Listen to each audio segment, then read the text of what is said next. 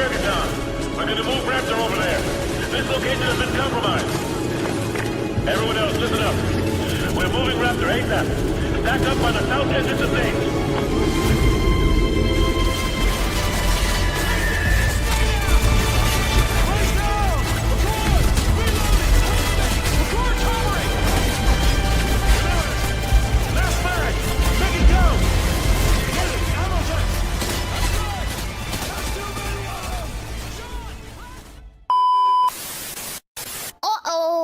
I got too silly again, guys. Oh, there's liquid on the floor.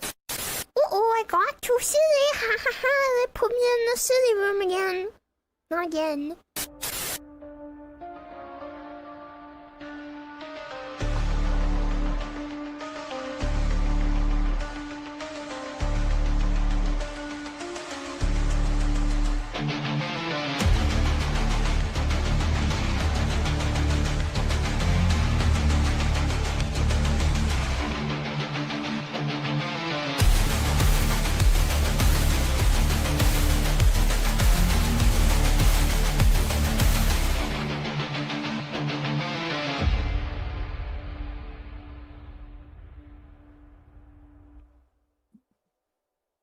Good evening, ladies and gentlemen. Hope you're all having a wonderful night tonight. Tonight, we are going to be talking about militias and a bunch of other fun Fed honeypot activities. Joining me today is going to be Security Guy 42. If you're not familiar with him, he is a militia-focused channel, and he has given his time to hang out with us and walk us through some of the intricacies going on here, some of the pitfalls that some of these people may or may not have fallen into. And of course, we also have Bucky. So as we're getting into everything, how is your guys' night going so far? I'm doing quite well. Got myself some snack, chicken burrito bowl. Oh, how was that? At least I don't have to run out and take a poop in the middle of the stream, so I should be good. Depends on how much you eat. And Security Guy, how is your evening going so far, sir? I'm still alive. Good. All right. So let's see. No, Security Guy is not a part of Redwater. I'm not sure if he was around for that saga, but there's a silly contracting group that operates out of Texas, calls themselves Redwater, run by the Shadow, Joey. Yeah. So is there like an internal problem? Then one of the guys splintered off and made brown water, or what? Well, I think they were already making brown water in that little shed, and then they decided to go public with it. Yeah, dog water. Dog water is the terribly tactical offshoot of Redwater. It's a lesser known branch. But I guess what kind of kicked off this was Bucky sharing around the Virginia pro-gun rally. This happened, when was this? This was a little while ago. Yeah, it was years ago. 2020, isn't it? Mm-hmm. Yeah, the big one? Yeah, that was 2020. Yeah, where they had that big rally for, gun rights in Virginia or whatnot. And there were some agents that were, was it federal agents that were infiltrating a neo-Nazi group to actually have violence happen at one of these rallies? Is that the gist of the story? I mean, that's what happened ultimately. Like, ultimately, there was no violence that happened at the rally. It was a unironically peaceful protest. Right. Actually peaceful protest, not like a faux peaceful protest with stuff burning in the backgrounds. Sounding off about proposed gun legislation in Virginia. It's just pure tyranny, man. It's infringing on every right that we have for our gun rights. Security was tight with metal detectors, drone restrictions, and a temporary ban on firearms on the Capitol grounds. But elsewhere, the Second Amendment was on full display. There are... Sorry, just out of curiosity, what am I even looking at there? Capitol grounds, but elsewhere. They put up security's fencing around the building to keep the majority of the people out. Mm-hmm. Guys that were on the ground were estimating between 200 to 500,000 had showed up and were on the streets outside the fences. Is that like a bullpuck version of some sort? Like a... I am not sure what that is, because it looks like it's using like a 308 mag, just as far as the gun goes. Security guy, your mic is picking up a lot of the breathing. Is there a way to push it a little further away? All I can do is move it down. That's about all I can do. That sounds okay. Try and leave it there for right now. See if that helps it at all. All right. Was on full display. There are thousands of people here, and many of the protesters chose to stay here outside of the perimeter so they wouldn't have to give up their weapons. Law-abiding gun owners are not the problem. Virginia's governor had declared a state of emergency, hoping to avoid a repeat of the deadly protests in Charlottesville in 2017. Last week, several suspected white supremacists were arrested. Federal authorities say at least some of them had planned to attend today's rally. President Trump is using the event as a call to action, tweeting the Democratic Party in Virginia is working hard to take away your Second Amendment rights. In the past few weeks, the Democratic-led legislature has proposed bills limiting gun purchases and calling for stricter background checks after a mass shooting in Virginia Beach last year involving a disgruntled city employee who killed 12 people. A gun safety group canceled its own demonstration today after what it called credible threats to public safety. Regulation is not confiscation. The two are unrelated. It's always some like middle-aged to older woman that they bring up to talk about like common sense or whatnot. That's my favorite part. Now, this was let me see if I can pull this up. I believe it was this one. So this is the article in the AP where the two neo-Nazi group members sentenced to 9 years in federal prison. And that is in regards to the people that were arrested before this rally, if I'm not mistaken. Now I start to remember, like, they were arrested immediately before like the actual rally would organize and start. Mm-hmm. Yeah, so two neo-Nazi group members were sentenced on Thursday to 9 years in prison each in a case that highlighted a broader federal crackdown on far-right extremists, whatever that happens to mean. FBI agents arrested former Canadian Armed Forces reservist Patrick Jordan Matthews, U.S. Army veteran Brian Mark Lemley Jr., and a third of the member called The Base. Now, The Base, I'm not familiar with this organization. Security guy, can you talk me through some of this guy a little bit? I don't know a hell of a lot on them. All I know is they're just another one of those nebulous neo-Nazi groups that more than likely were set up by the Department of Justice. Right. For the purposes of entrapping people who might fall into that sort of thing organically. Right. Yeah, that's a lot of the groups you've heard of. When their members, their higher level members, end up in front of a judge and they get, brought up on charges for theft or, planning attacks and stuff, when they're under oath, they always admit they were under orders from, this special agent at the FBI or this special agent over at the ATF. Right. And So I don't doubt that that's probably what these guys are. Just another Fed setup group that, all the idiots talk about. Oh, no, they're the real resistance. So, well, what I thought was funny is if I remember correctly, in the Whitmer case, it was something like 11 out of the 12 people involved with the quote unquote conspiracy were in some way, shape, or form federal agents. So it was literally everybody but like one guy, if I remember correctly. Yeah, it was like 1 or 2 people is what I had heard. Yeah, Chris Setron says, 98% of Nazis in KKK are just feds. They're just federal agents. Yeah. All right. Well, the intended to engage. So the judge who sentenced Matthew and Lemley to prison concluded that they intended to engage in terrorist activity. U.S. District Judge Theodore Chang's decision to apply a terrorism enhancement to their sentence significantly increased their recommended prison terms under federal guidelines. So let's see. They wanted a passion to kill.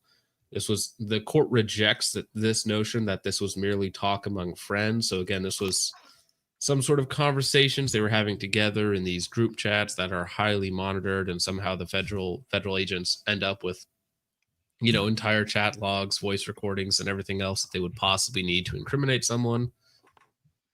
No, thank you. Sorry, AP. Let's see. I want to know exactly what they did, though, and I'm not sure why. There are a few articles floating around about this particular cell or this group where they were Yeah, same thing with like the Business Insider testimony by the undercover guy about them doing DMT, bringing in a Canadian Army deserter to put into ranks, wanting Right. to Yeah, I build saw that one. explosives, want to coordinate a attack specifically on the Okay. So protest. here is what it is. So here's what they actually got arrested for at the very bottom. For illegally transporting a firearm, which is very minor. I'm not sure if that's just like crossing state lines or violating some local law, because sometimes they have different transportation laws for firearms or whatnot. Obstruction of justice, which can be literally anything, and destroying cell phones when the FBI agents raided their apartment. Interesting. So that's what they actually got arrested for, was illegally transporting a firearm, obstruction of justice, and tampering with evidence or destroying evidence, which sounds much less exciting than, terrorism. All right. Now, this is actually, the Insider posted this a couple days ago about the base with a guy who actually went undercover, and I believe this gentleman was also on Joe Rogan a couple weeks ago. So this is all just coming out now as he's doing a media tour, I suppose, or something like that. But this section itself is actually on the base, which is the group that these 3 people who are arrested and sentenced were affiliated with. Yeah, DM Luis for $2 says Insider YouTube channel had a Fed interview about base, and that is exactly what we have here.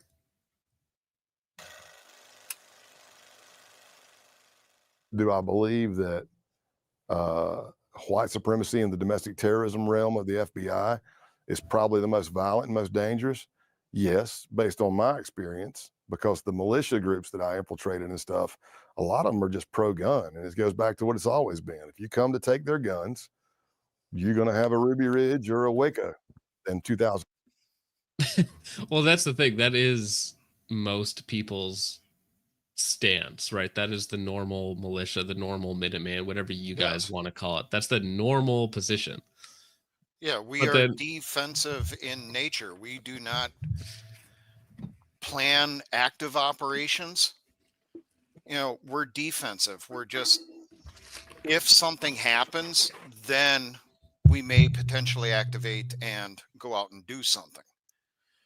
So, right, but that's a reaction. Yeah, right? It's a reaction.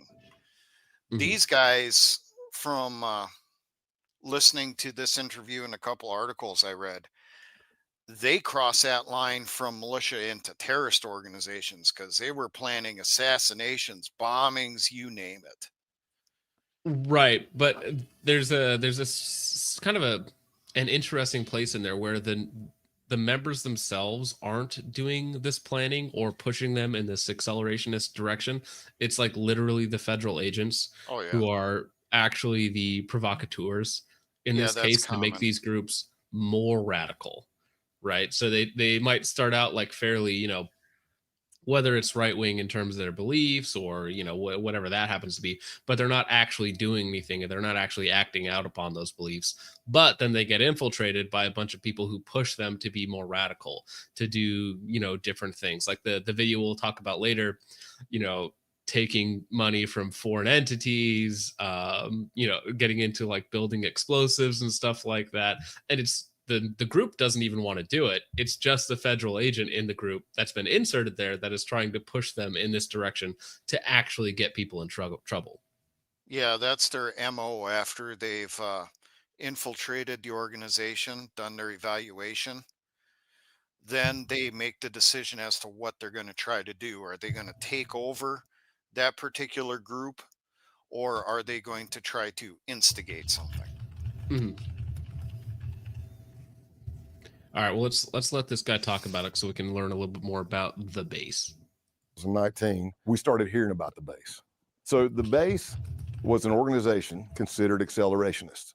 They want to accelerate the collapse of society. They don't believe there's a political solution to save the white race.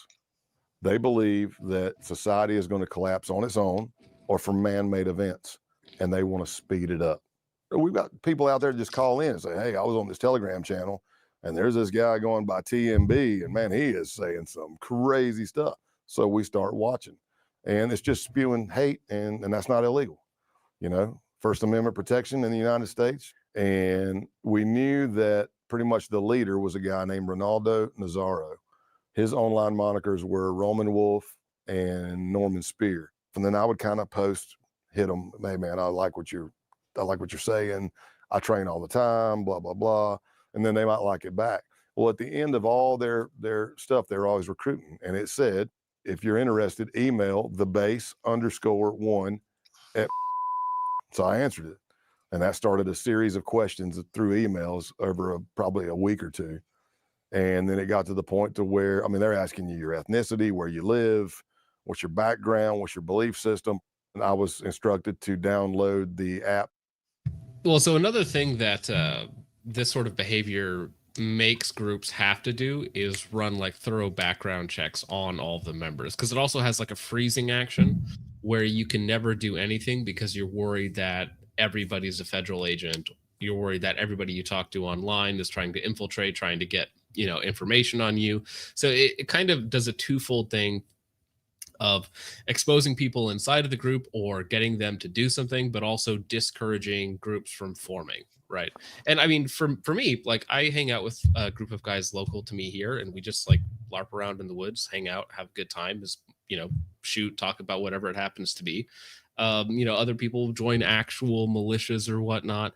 And that's a normal thing throughout most of, or the entirety of American history. But this sort of thing tries to put a damper on all of that.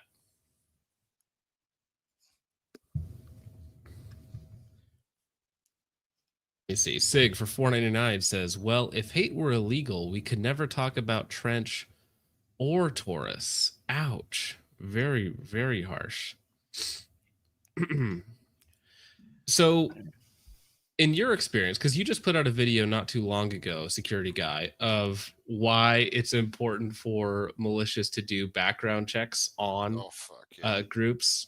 You have it's nearly an hour-long rant. I think it's like 56 minutes or something like that. It's a very funny video. Sum it up. There was some leftist piece of shit. He was a felon. And he decided that militias are terrorist organizations, and he was going to infiltrate a militia and prove it. You know, he was going to out the militia to the world. So he was somehow had read a few books on survival when he was in prison, and he decided he could be a certified wilderness instructor, naturally certifying himself. He started a wilderness survival school out west in Utah. Well, the Utah AP 3%, that's American Patriot 3%, they contacted him about doing a survival course for some of their people. And, you know, he did it. He never revealed his politics to them. They attended his course. They got along with the guy. And then he decided, hey, this is a way I can get inside the militia. I can find out what's really going on. I can prove these guys are terrorists. And he slowly worms his way into the militia. And he doesn't find what he's looking for as a basic member. So then he weasels his way up into command levels of the Utah AP 3%. Because he's sure, well, there has to be secret files, you know, of war plans and terrorist activities, assassinations, you know, he'll have access to it all now. He gets up to state level. There's nothing going on there either. So then he uses his position as the state commander to get more involved with the national level command for AP 3%. You know, and it's the same thing. You know, he's sure he's going to find out they're terrorists. He'll get the proof. And he gets up there, same thing. They're not planning anything terrorist. And then he gets what little information he does have, feeds it to some reporter out of, what was it, ProPublica or something like that. And they do their bombshell story about the inner workings of American Patriot 3%, and they outright admit in there was no talk about terrorist activity. There was no talk about assassinations. These guys were talking about, well, if something happens, what could we do? And they also focus primarily on the logistics. If this happens here, what can we do? And how are we going to supply our people while they do it? They didn't talk about anything illegal. Right.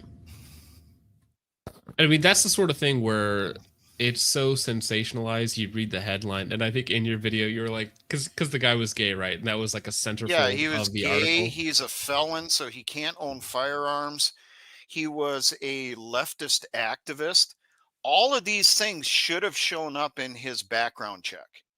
Well, even just the tiniest of looking into this guy's background would have been like, yeah, this guy's not a good fit for our organization, Yeah, there should for have our been group. sirens going off, the blinky lights flashing, saying, hey, maybe we should reconsider this one. Mm-hmm. Yeah.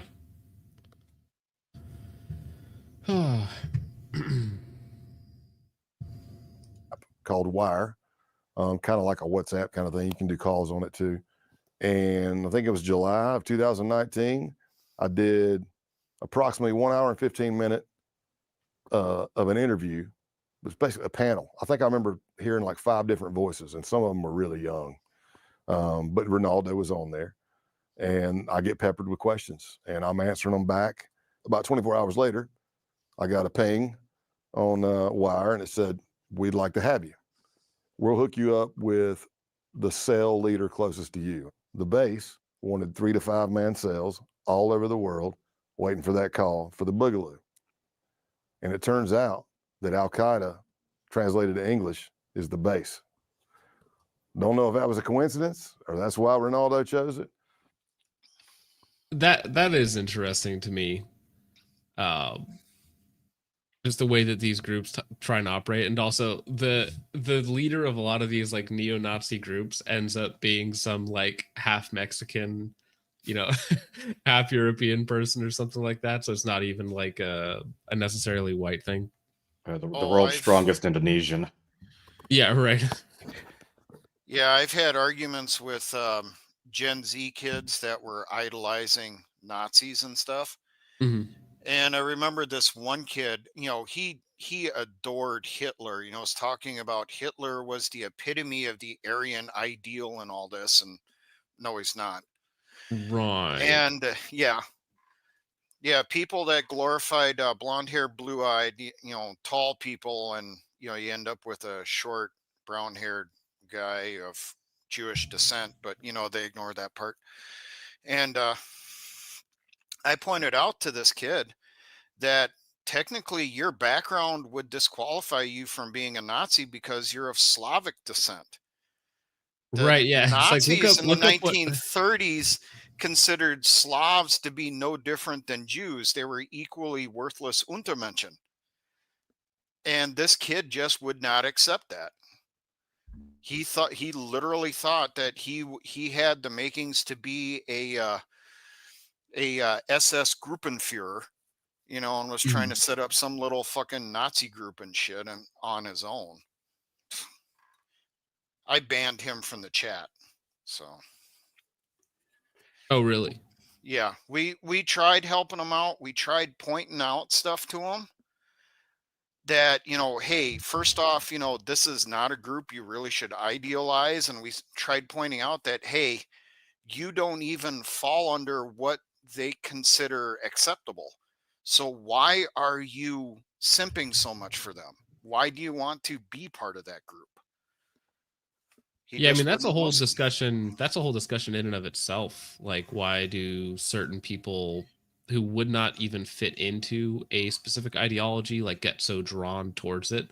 Is it just some sort of like online echo chamber that brings them to that conclusion? Is it not enough life experience, or some other like defect that they might have?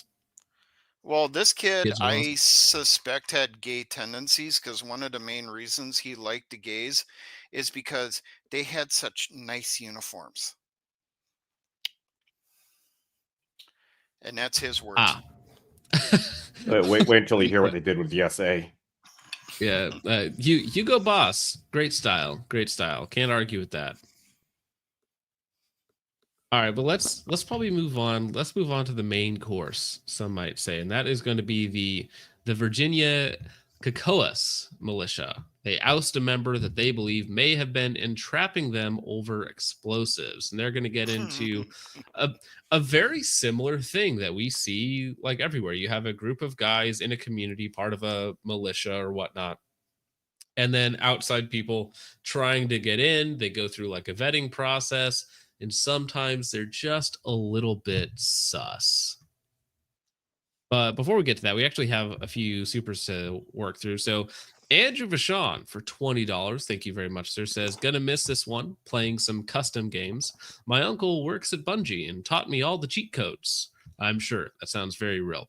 If you don't get the reference, you clearly were a PlayStation kid. The Virgin Uncharted versus the Chad Halo 2. Yeah, I have never played any of the Uncharted games, but I have lost a lot of hours to Halo. Thank you, Andrew, for the $20. Are you a gamer guy, security guy? When I do play games, they're primarily strategy games. Okay. Age of Empires? Stuff long before that. Oh, okay. Gotcha. Yeah, I play Age of Empires 1 and 2 quite a bit. Those were like around when I was born, so like 1999 and 2001. You were born in 1999? 1995, so that's what I grew up playing. Either way, I'm old enough to be your dad. Regardless, yeah, well. So. WWW for $1.99 says, did I get airlock banned for asking about Little Richard? You might have. I didn't pay attention, so you might have gotten banned to the airlock for that. But thank you for the $1.99. Just tell me your Discord username and I can fix that. Sig for $4.99 says, we've been destroying a lot of cell phones lately. I mean, I thought about throwing this in there, but SIG did update their user manuals to include the recommendation of not carrying them with a round in the chamber. So that is newly updated in the SIG 320 manual, that you should not carry them with a round in the chamber like an Israeli carry. 6 Hour for another $4.99 says, let's not discriminate against gays. Without them, Trench would never get a date. Oh, that's so mean. So mean. We got Trench hate. Trench hate 10 minutes into the stream. Come on.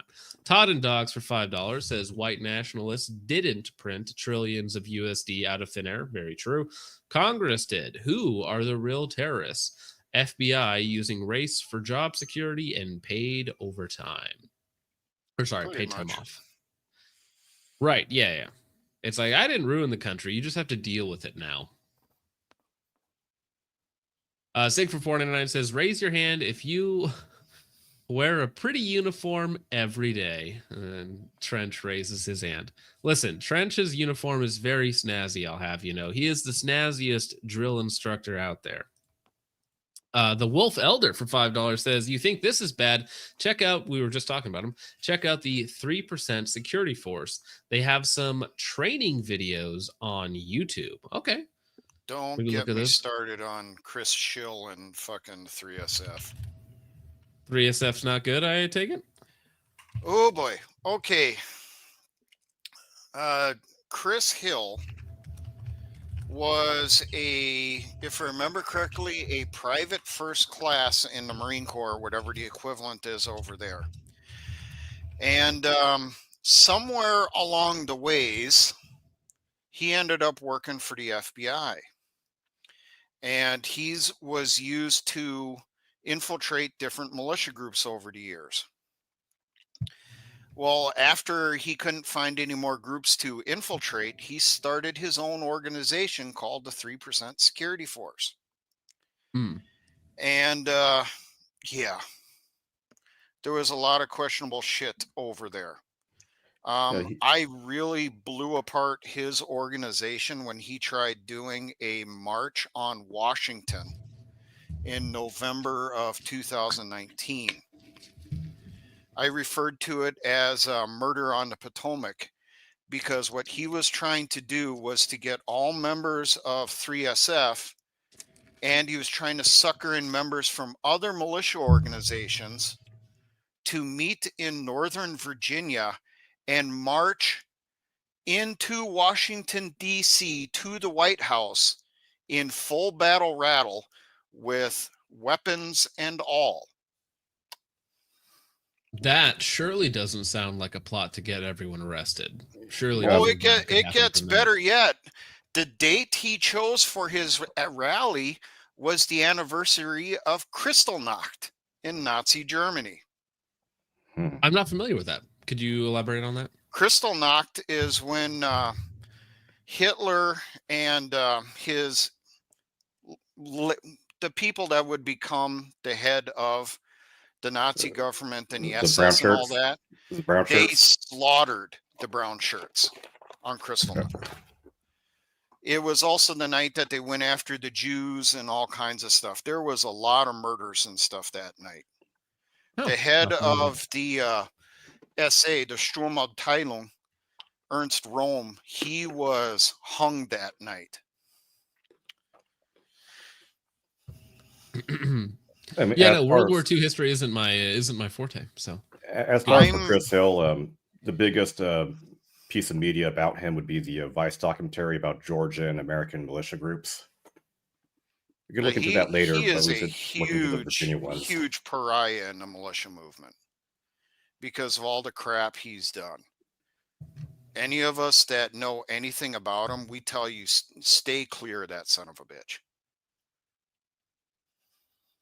I mean, I pulled up some of the 3%ers training footage, which looks very elaborate to me. And then there's that famous Vice documentary that has like 12 million views that I guess is on them. But yeah, and then News to Share. I'm not sure who operates that, but he does a lot of really good footage on these guys.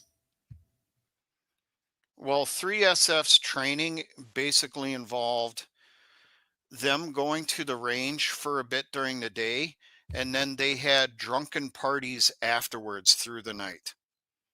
And then the next morning when people sober up enough, that's when they would go use the range again. And then when they were done shooting a few magazines, go get drunk again. I cannot tell a single piece of video footage of Chris Hill without a can of light beer and a cigarette. No shit.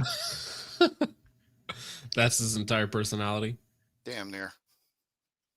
All right. Well, let's take a quick break to these Kekoa members, and we'll see the impetus for the thumbnail shortly. The Virginia Kekoas, a pro-gun prepper militia based in Eastern Virginia and formerly affiliated with the Boogaloo. Okay, wait, sorry, go back 1 second. Kekoas, a pro-gun prepper militia based in Eastern Virginia. That guy has a ACR with the, maybe it's just a standard handguard on there, but ACR plus LCAN, that's a vibe. I love the ACR. Not a great gun, but I do like it. And formerly affiliated with the Boogaloo movement, tells News to Share that they recently kicked out a member they believe may have been plotting an entrapment attempt against the group, or worse. Russell Richardson Vane IV first made contact with the Virginia Kekoas in April of 2022, according to the group's leader Eddie Ray, who goes by Ice, and member Cody Beckner, who goes by Sasquatch. Sometimes the jokes just write themselves. That the Chongo of the group is named Sasquatch. That's his call sign. Which I also find that just a little silly in general, that the people, like, everybody knows their real names, but then they go by their call signs. It's a little silly. I mean, when people go by call signs, usually it's like when they screw up, they'd be named like Skid or something like that for crapping their pants or something like that. Sasquatch is funny. Trench Grenade says 0 active retention devices spotted. No, I think they had a couple. And 0 a healthy BMI spotted. We are safe. Well, I think these guys are actually like pretty normal, as we'll find out throughout this video. But the gentleman that they kicked out of the group for spurking out and trying to get them all sorts of things was slightly less so. Yeah, Mitzvah TV 409 says, guys, we finally found the Sasquatch. There he is. The pair provided extensive screenshots and documents showing that since joining, Vane, who went by Duke, engaged in an escalating sequence of unusual behavior that included apparent provocations for the group to develop homemade explosives. Sasquatch and ICE spoke exclusively to News to Share to provide a thorough timeline of events that led up to Duke being removed from their organization. So we're here today to let everyone out there know about a guy we had in our group that did some things that we had to release him for. He goes by Duke, but his name is Russell Richardson Vane the Fourth. Essentially, we had an individual who joined up with us and unfortunately was trying to pass some pretty serious information that we did not want anything to do with. Whether it was from his own stupidity that he didn't know any better, or he had some malicious intent. We had to let him go, and because of this, we're trying to let other people know what to watch out for in case this might happen to them. Tell me about your contact with him in April of 2022. So he pretty much reached out to us through back then I believe it was Twitter.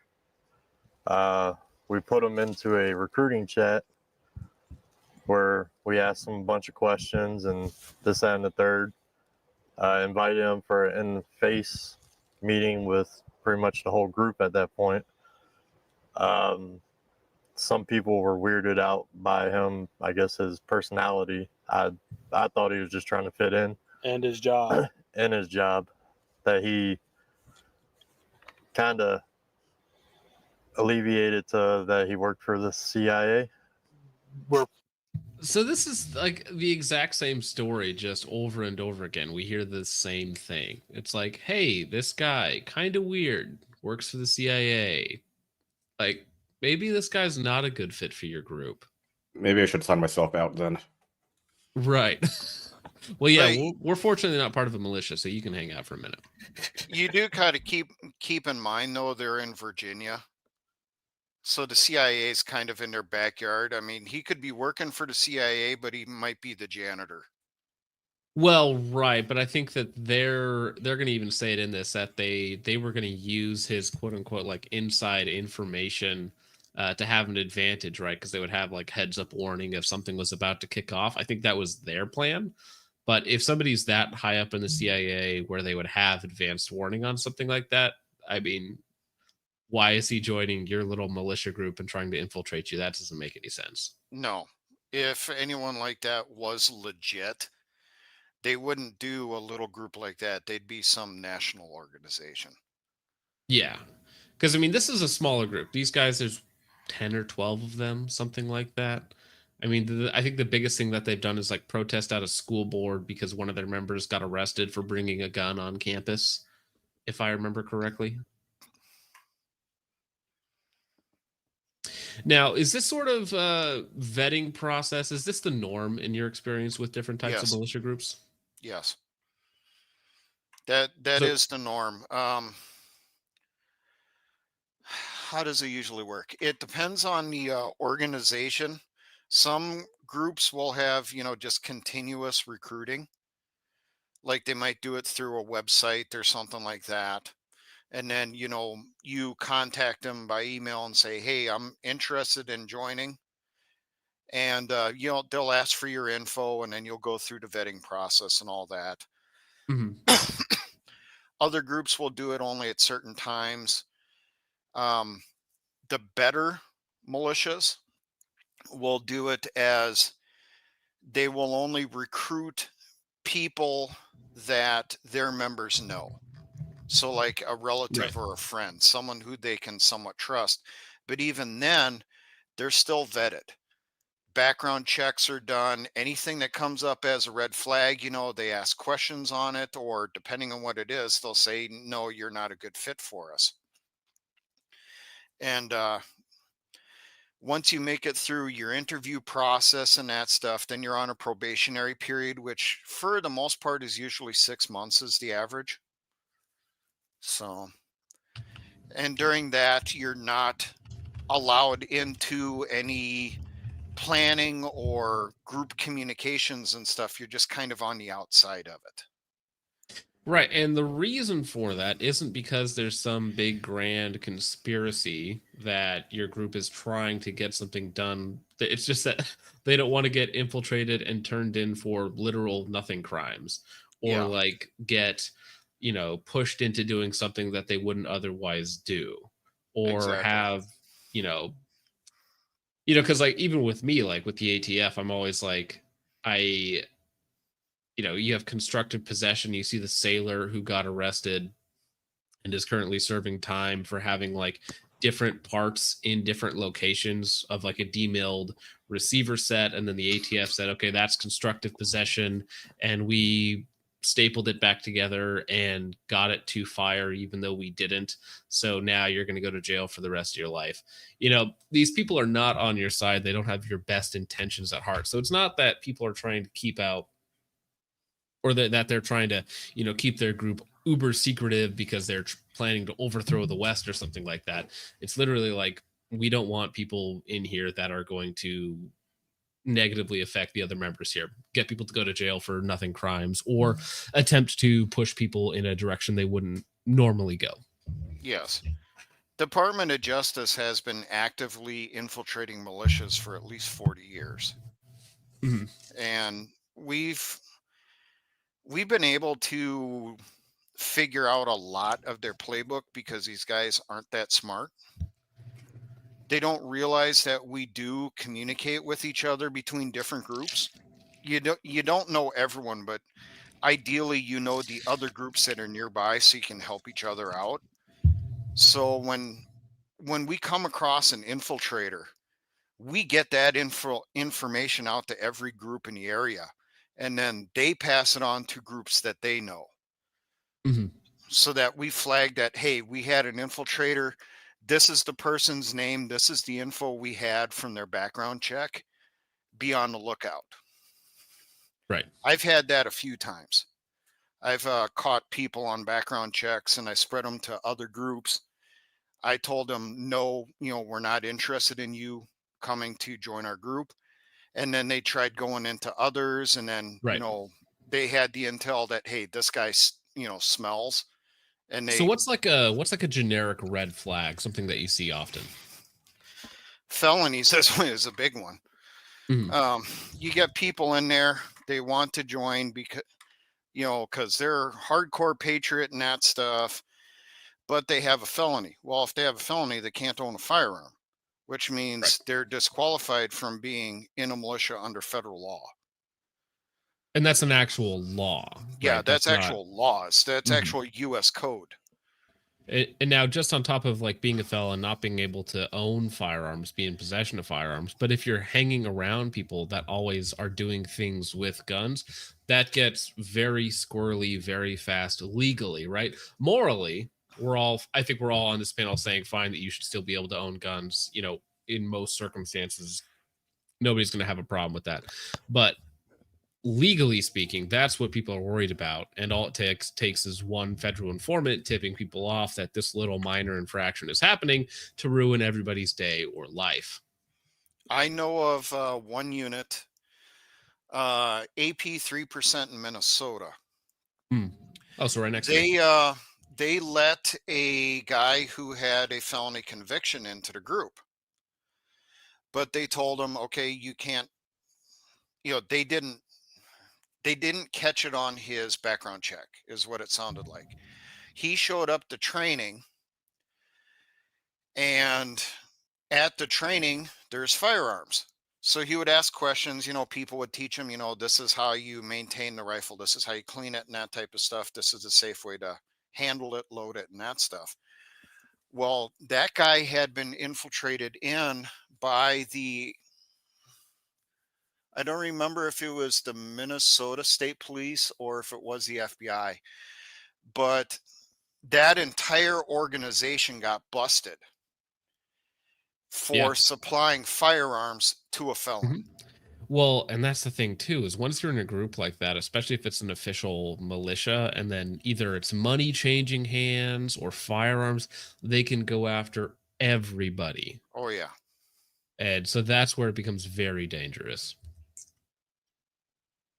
But the felon one, that's the most common. that you see. Mm-hmm. I know I've had people that I told them, it's like, no, you have a felony conviction. I can't let you in. You legally cannot be in the militia according to federal law and state law.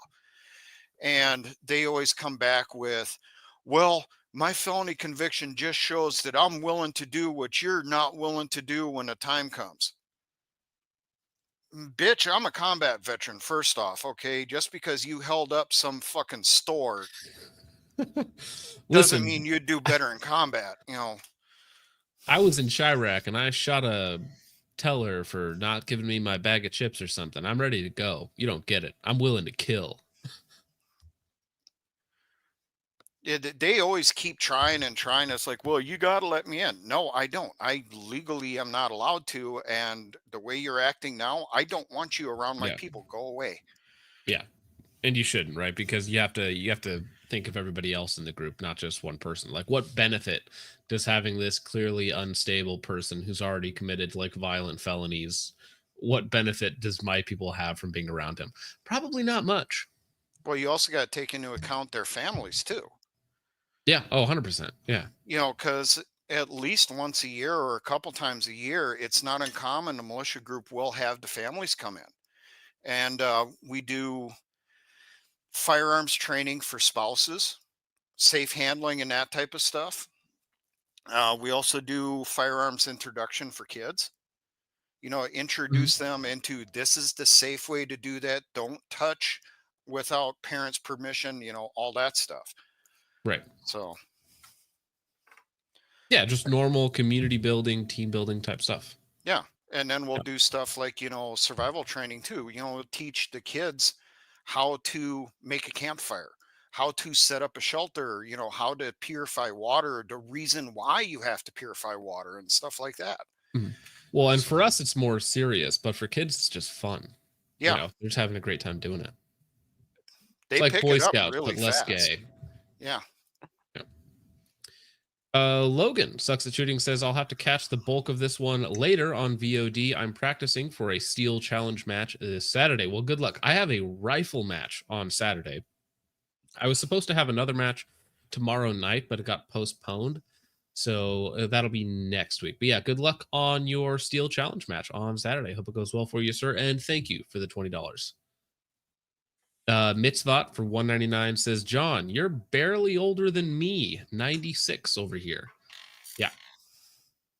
You're turning 30. You're getting old, man. Todd and Dogs for $2 says, all of this new housing is collateral for new debt. Listen, if we talk about the Fed and debt, it all just goes down from there. It's a spiral into madness. But thank you for the $2, Todd and Dogs. We have some comments about Sasquatch here. The chat was not particularly kind as we left his image up for the last few minutes. Sig for $4.99 says, Sasquatch made it a whole half block before calling a tactical pause for breathing.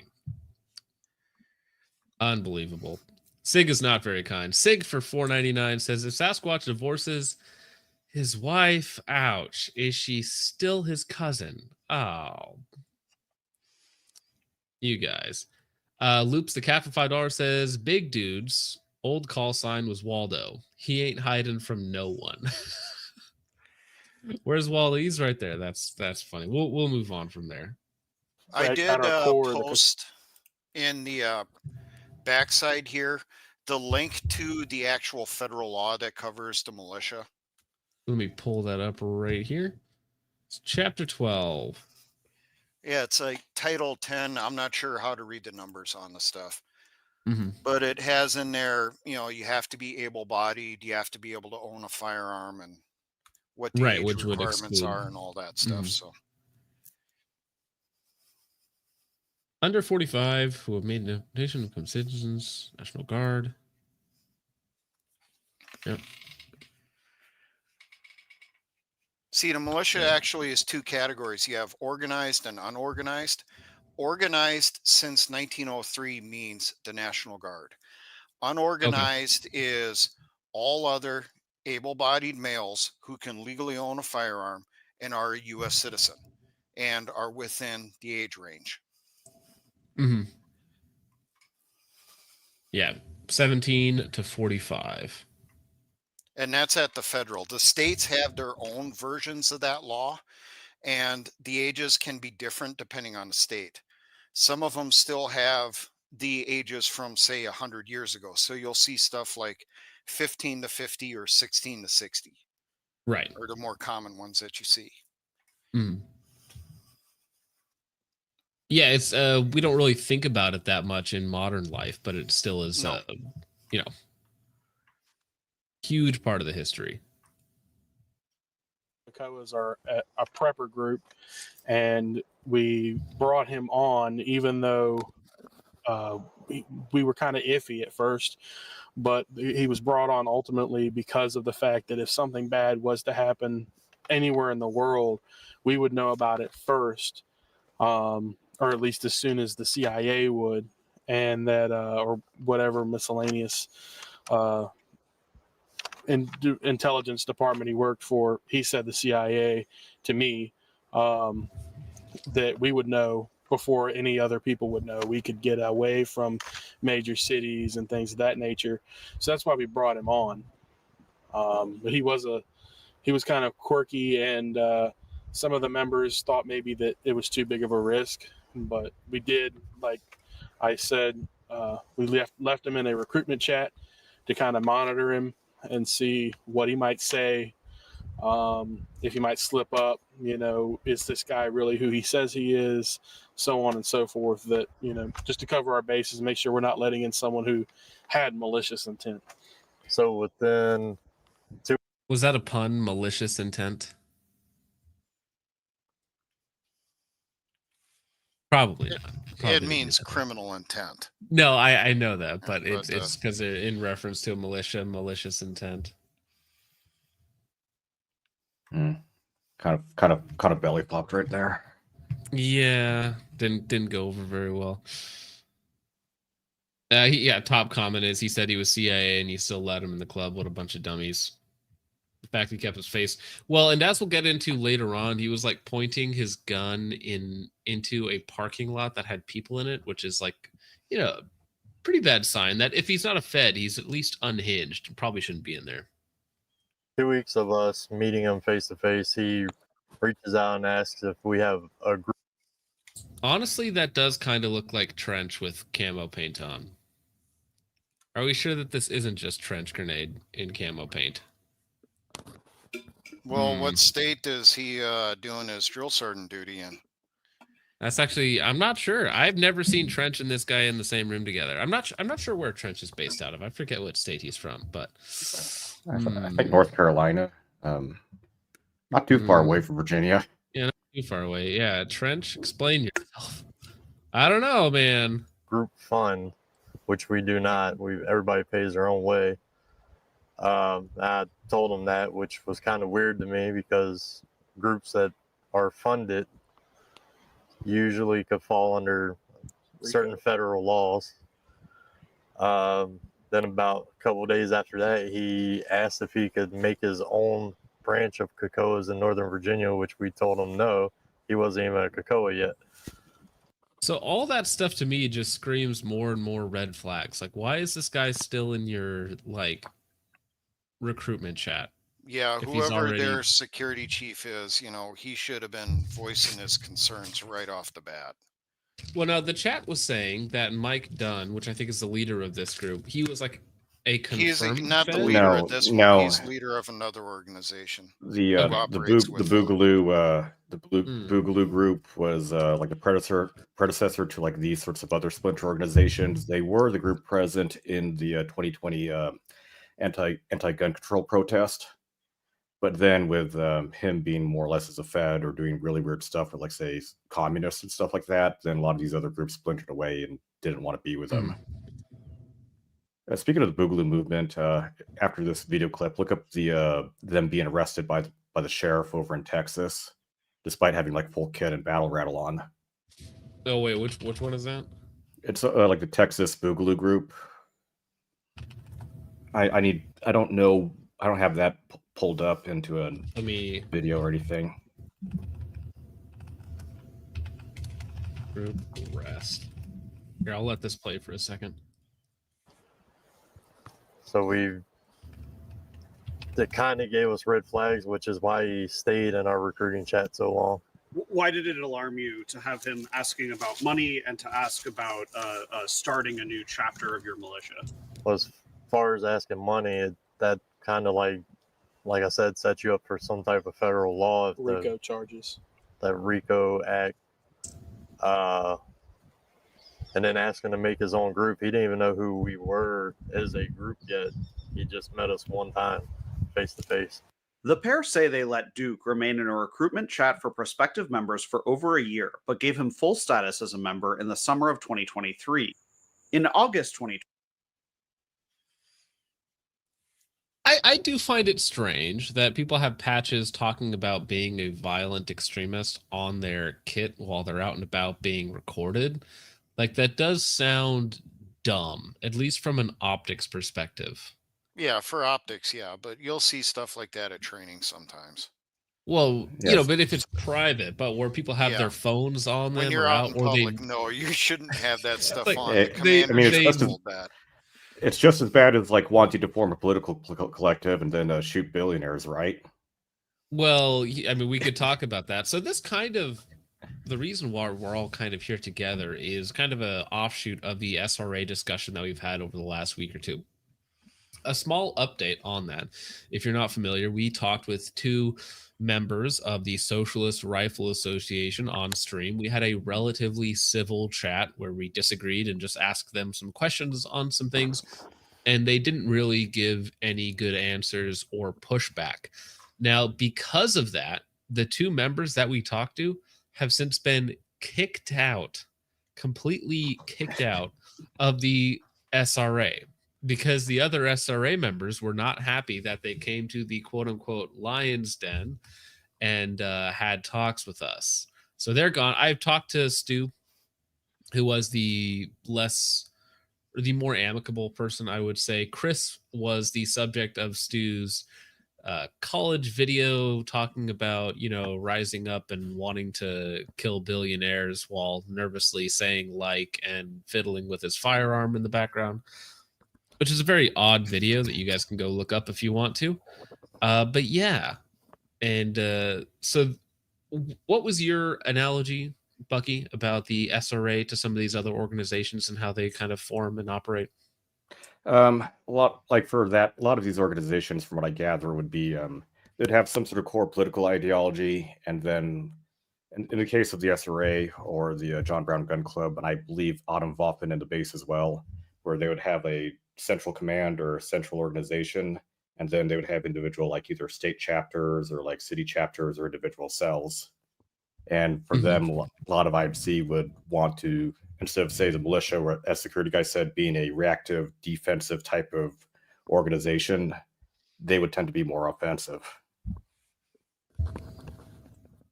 I know I had one question that I really wanted those SRA guys to answer, and I kept posting it in the chat. They said they're a nonviolent organization, you know, just teaching gun rights and gun safety. Well, if they're nonviolent, how come the Socialist Rifle Association on their main website posted a few years back they wanted to dox Security Guy 42, find where I am, and take care of me because I would cause them problems? Really? I was unaware of this. So I they went after posted you that specifically. multiple times in the chat. That was like 2019, 2020. They had that on their website. Well, I mean, we've looked at other things that they have said through various chapters in various states, and they're pretty open about accepting violence upon certain people and groups. Yeah, they're like the other they're like the other socialist group that expels the Jews from their organization and area. Well, it is funny that they almost align on that, because there was one of their posts where it's like, if you support a two-state solution, which I think, putting all that aside, that's kind of like the normie position, is a two-state position. You are not far enough left to be in this group, so we will expel you from the SRA. But we hate Nazis, but we are expelling the Jews from our organization because, you know, it's like that horseshoe theory or something like that. It's all funny. It's funny. Yeah, from what I remember on the stuff with SRA and me, it's one of their members had come across my channel, posted it in their little chat, and they talked about, oh yeah, there's a lot of good information in here, but he's going to cause us troubles. So then someone in their organization posted that crap on their national website. Now, when they came after you specifically, was there something you had said that they were like, "Oh, we got to get rid of this guy because he's doing the militia thing, but he's not left like us." Oh, I'm very open on, I hate socialists of all types. I don't care if they're democratic socialists or national socialists. They're both authoritarians, both enemies to freedom and the Constitution. And as far as I'm concerned, both groups would make nice wind chimes. Fair enough. All right.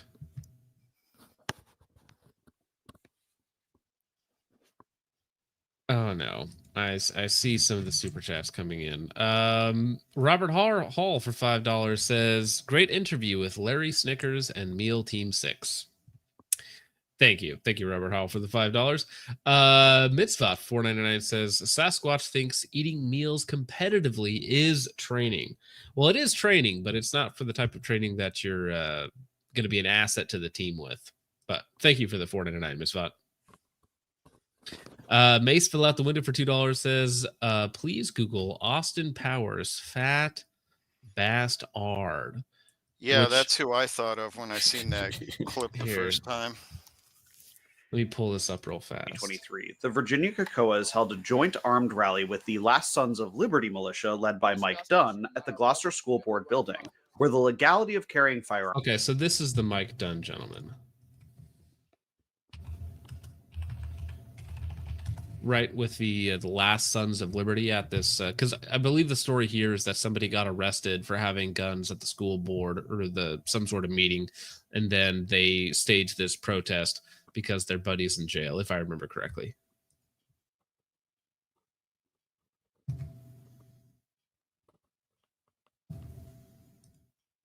Firearms is currently being disputed in court. Duke could be seen pointing his rifle into a parking lot. He was in the recruitment chat for about a year, thereabouts, and we brought him out of the recruitment chat because things are heating up in the world, and to warn us if something bad would happen. After that, the August event in Gloucester happened, and that's when he went from being a quieter member in the chats to being a more vocal, person because people met him. He did some things at the Gloucester rally that people looked at him. He went. I guess he was the one who went prone. And everyone was like, "Oh my God, this guy went prone." So he became someone who was talked about, and he started talking a lot more in the chats at that point. Well, let me see if I can find that specific video, because I don't know if I had it here. I know it was in the list, but I don't think I actually put it over to this one. But it's where he's just laying down at a tree, like aiming a gun ostensibly at, onlookers to their protest, which is not something that you should do. Yeah, whoever was in charge of him should have come over to him, smacked him over the top of the head, and told him, "What the hell are you fucking doing?" Yeah, it's like, please stop. That is not something that should be allowed here. Yeah. Let me see it. Okay, I think it's this one right here. Okay, so this is the one that you were talking about, where you have that lady show up and say like, "Hey, we didn't vote for you guys," or something. All right, so this is the actual video of the rally itself. But let me see if I can scroll through this. Yeah, so this is what's the guy's code name? Duke. Duke. Yeah, and so I may Duke be is wrong, getting but that looks like an SBR. So did anyone no, I check believe to it's see if he has the I think paperwork? it's an ordinary 16-inch Ruger SR556, like the piston Ruger AR-15. Yeah, I was going to say, I actually have an SR556 in my closet, but I can't grab it right now. But yeah, so just, you know, I don't know what he's doing right now, pointing his gun into a parking lot with cars. But yeah, it looks like a Ruger SR556 with, of course, the Fed Special Strike Eagle 1-6 on top, offset iron sights for extra tacticalness. Yeah, they were experimenting with a Fed rifle before it settled on the Daniel Defense with the EOTech and the foregrip all the way to the front. Mm.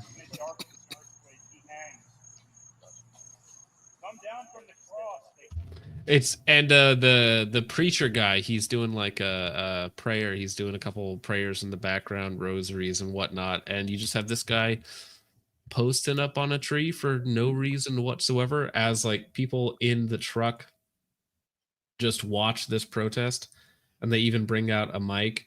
And then these two, if you watch this full video, it's very funny because these two guys get into an altercation with each other almost immediately. Because I think this guy says something like all cops are bastards, and then this guy's like, no, I love the cops. And then they start having a disagreement back and forth very, very quickly. Actually, I wonder if that is right here. Why are they praying at a tree? Trees don't fuck that. You remember me, Mike Dunn? I don't have to yell this time. Remember last time in 2020 when you were up at Newport News Police Department?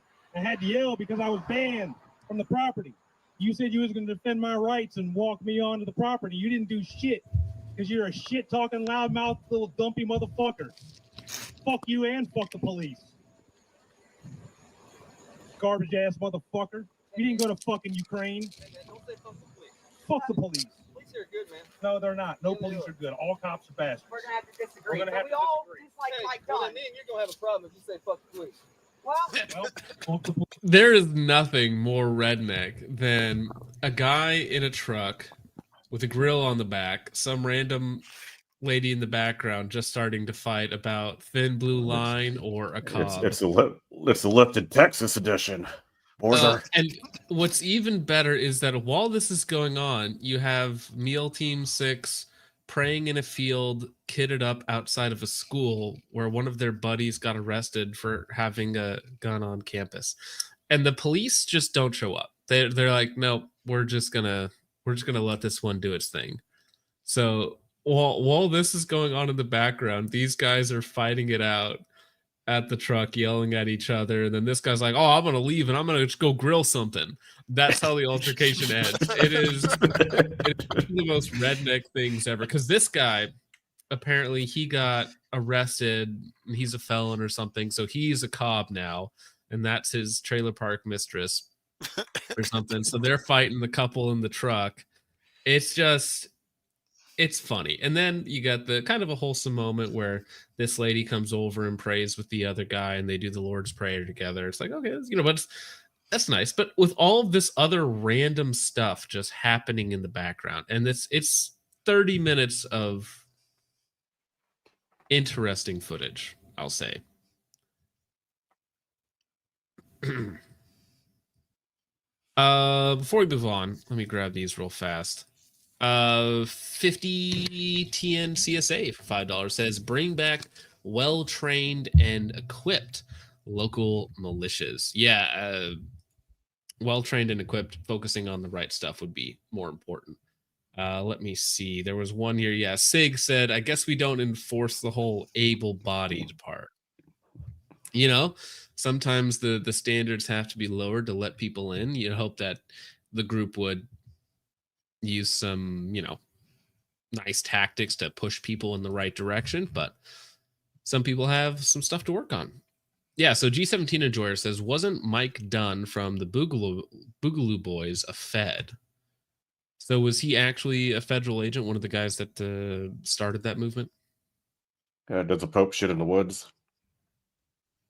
I mean, again, that's kind of the overarching thing. Everyone is a Fed or is around a Fed. Mike Dunn, Boogaloo. A lot of the ones you'll actually see mentioned in news reports. Yeah, the reason they're mentioned in news reports is because they are associated with the feds in one way or another, and they're fulfilling a requirement at the time.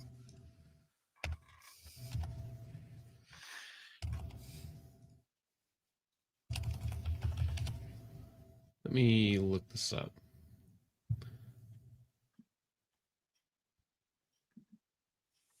Interesting.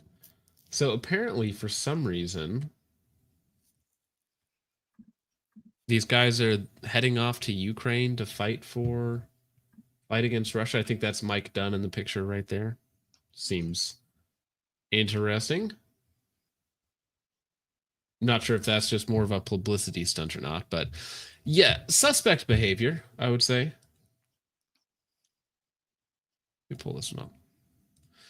6 Hour from $4.99 says, if you don't do anything illegal, you don't have anything to worry about. Laughing emoji, laughing emoji. Yeah, Sig just said that. Well, Mr. Cohen of SIG has been arrested for lying to the German government about where 38,000 pistols are going. And he admitted to that. So maybe you should take a bit of your own advice there, Mr. SIG. Appreciate it, though. $4.99. Huge ass for $1.99 says, what in the heart failure did I just walk in on? This is the Kekoas Militia outside of Virginia. Huge ass for $4.99 says feds are super gay. Yes, like super AIDS. Huge ass for another $4.99. Seem to be a $4.99. commonality. Yes. It's like being a Nazi online and being a furry. Somehow there's some link there that just goes hand in hand. Huge ass for $4.99 says robbing the local 7-Eleven is totally the same as running ops in Afghanistan, guys. Yes, very, very similar experience. Although, I mean, at certain times of the year, Chicago was more dangerous than being in Iraq or Afghanistan. So keep that in mind.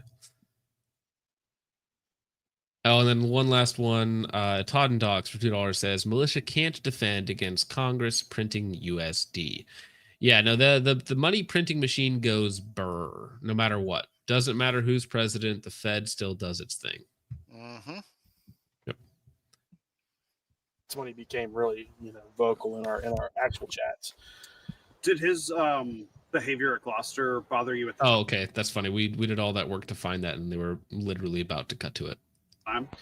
He was being more tactical than he needed. Yeah, I'm thinking about it right now. Yeah, it did kind of bother me because he when he went prone, his muzzle was pointed in a direction that was kind of like there's cars going that way. Now that I think about it,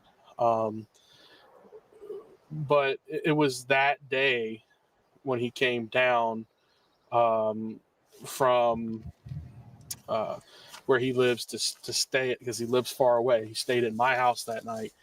That I asked him directly, like to tell me directly if he worked for the CIA, and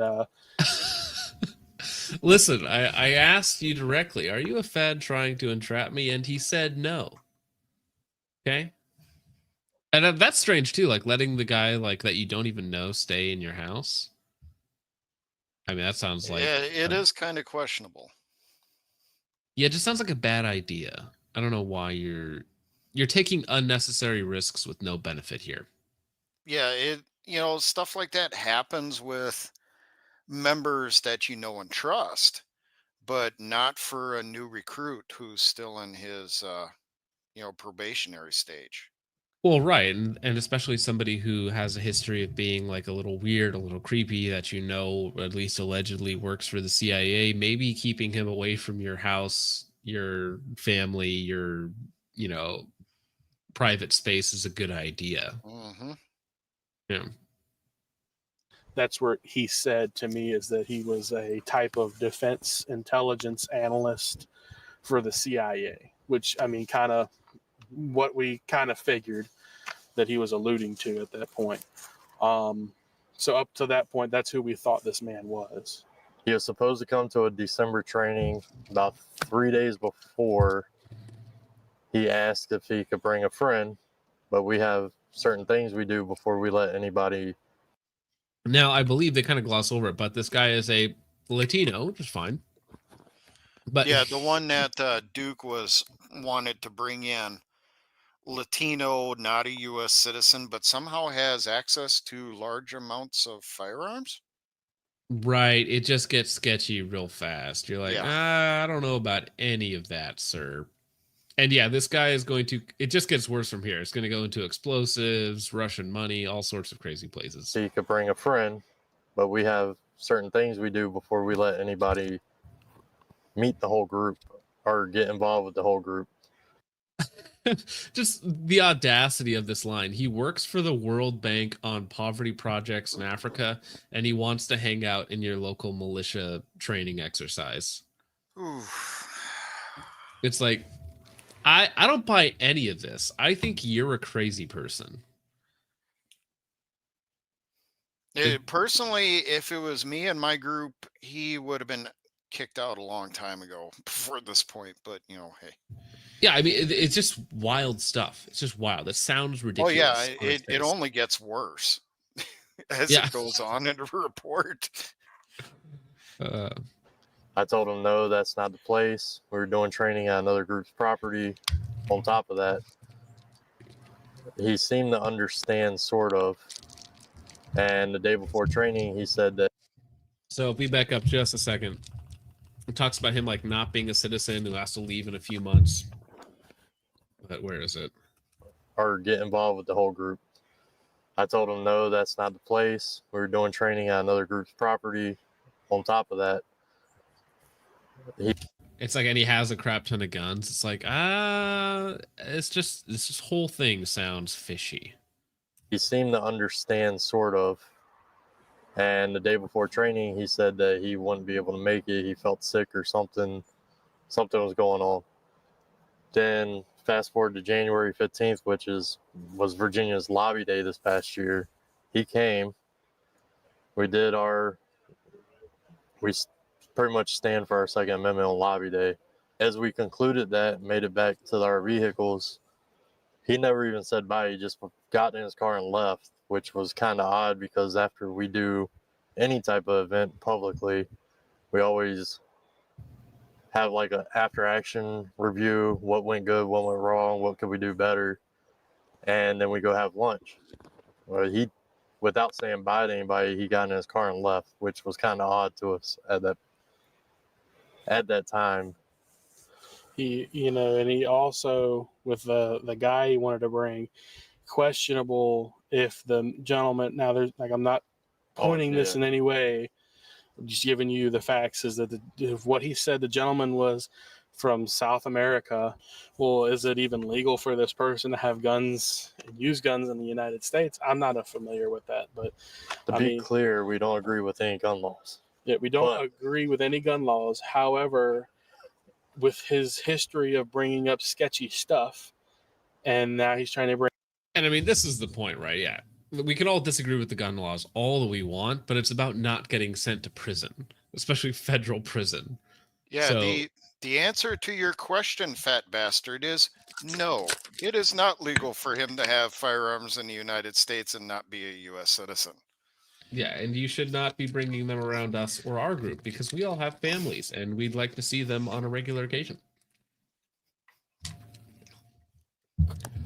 Frank says his A zone is 18 inches across. That's wild. Big hitbox on that guy. Bring somewhat sketchy people around. Sorry, go ahead, Isn't that just a standard size for like a 2/3 Charlie size target or Charlie size scored zone? Well, yeah. If I have the all like my 12 by 20, 12 by 20 or something. So something like that. Yeah, but the A zone should only be like 5 inches. So 18 inches is pretty big. He looks like one of those silhouettes we used to have at like 800 and 1,000 meters for like like those electronically controlled dive-ins, those ones. Yeah, full size targets, extra full, comes with extra KFC. There's a bigger hitbox than Peter Griffin in Fortnite. Security guy, Fortnite is a modern game. You probably wouldn't get it. And not be breaking laws by having guns, and it's just added crap that we don't need.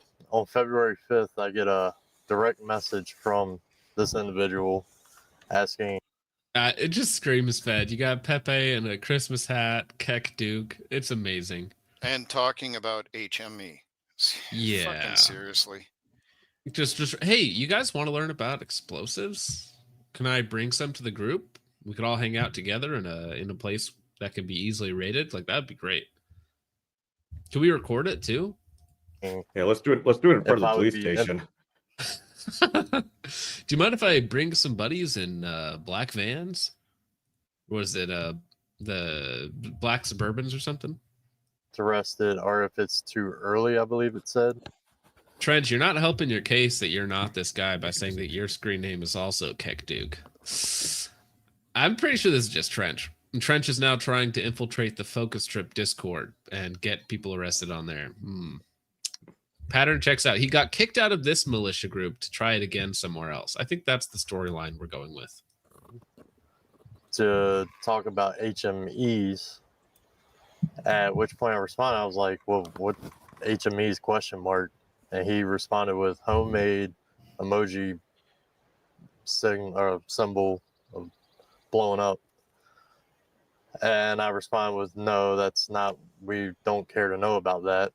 We had a leadership chat and we had a video call with him talking about what he can and can't do as part of our group, and we're not about that. We don't care to know about that. On February 7th, according to Ice and Sasquatch, Duke brought up homemade explosives a second time in 1 week, this time in a group chat including multiple Virginia militia groups. However, they say, this chat was later set to auto-delete. While the original messages have apparently vanished, some evidence of their group's leaders discussing what to do about them were preserved. On the 7th Pause for a sec. Yeah, so the yeah, I GoPro remember him talking about... He had the Sorry, go for GoPro on his plate carrier. I'm pretty sure he just hands off that SD card to his handler immediately afterwards, or Yeah, leaves basically. when the memory card is full or the battery dies. Yeah, because you can see his GoPro right there on his chest.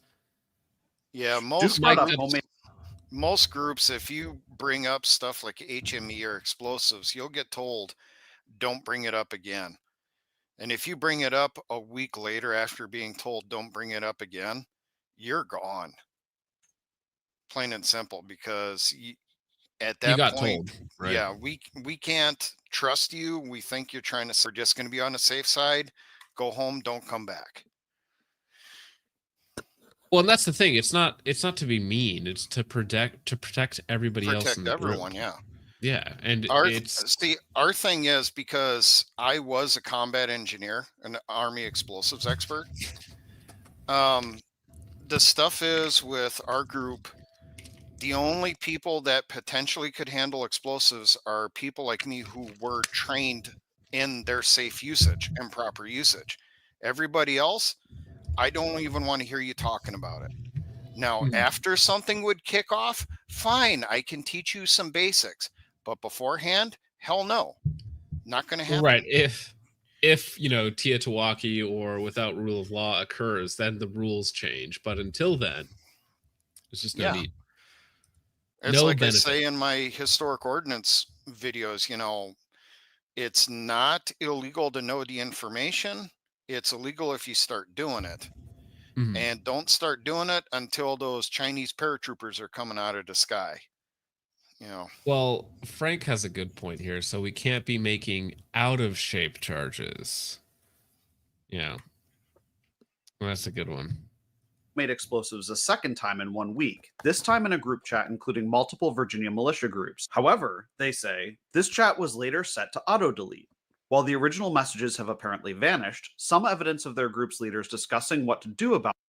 Well, I like how the response that is Fed plot shit for real. So it's, yeah, I remember him talking about money flow. Now he's talking bombs. I don't know what's up with that. It ain't cool. He's on that David Phillips shit, LOL.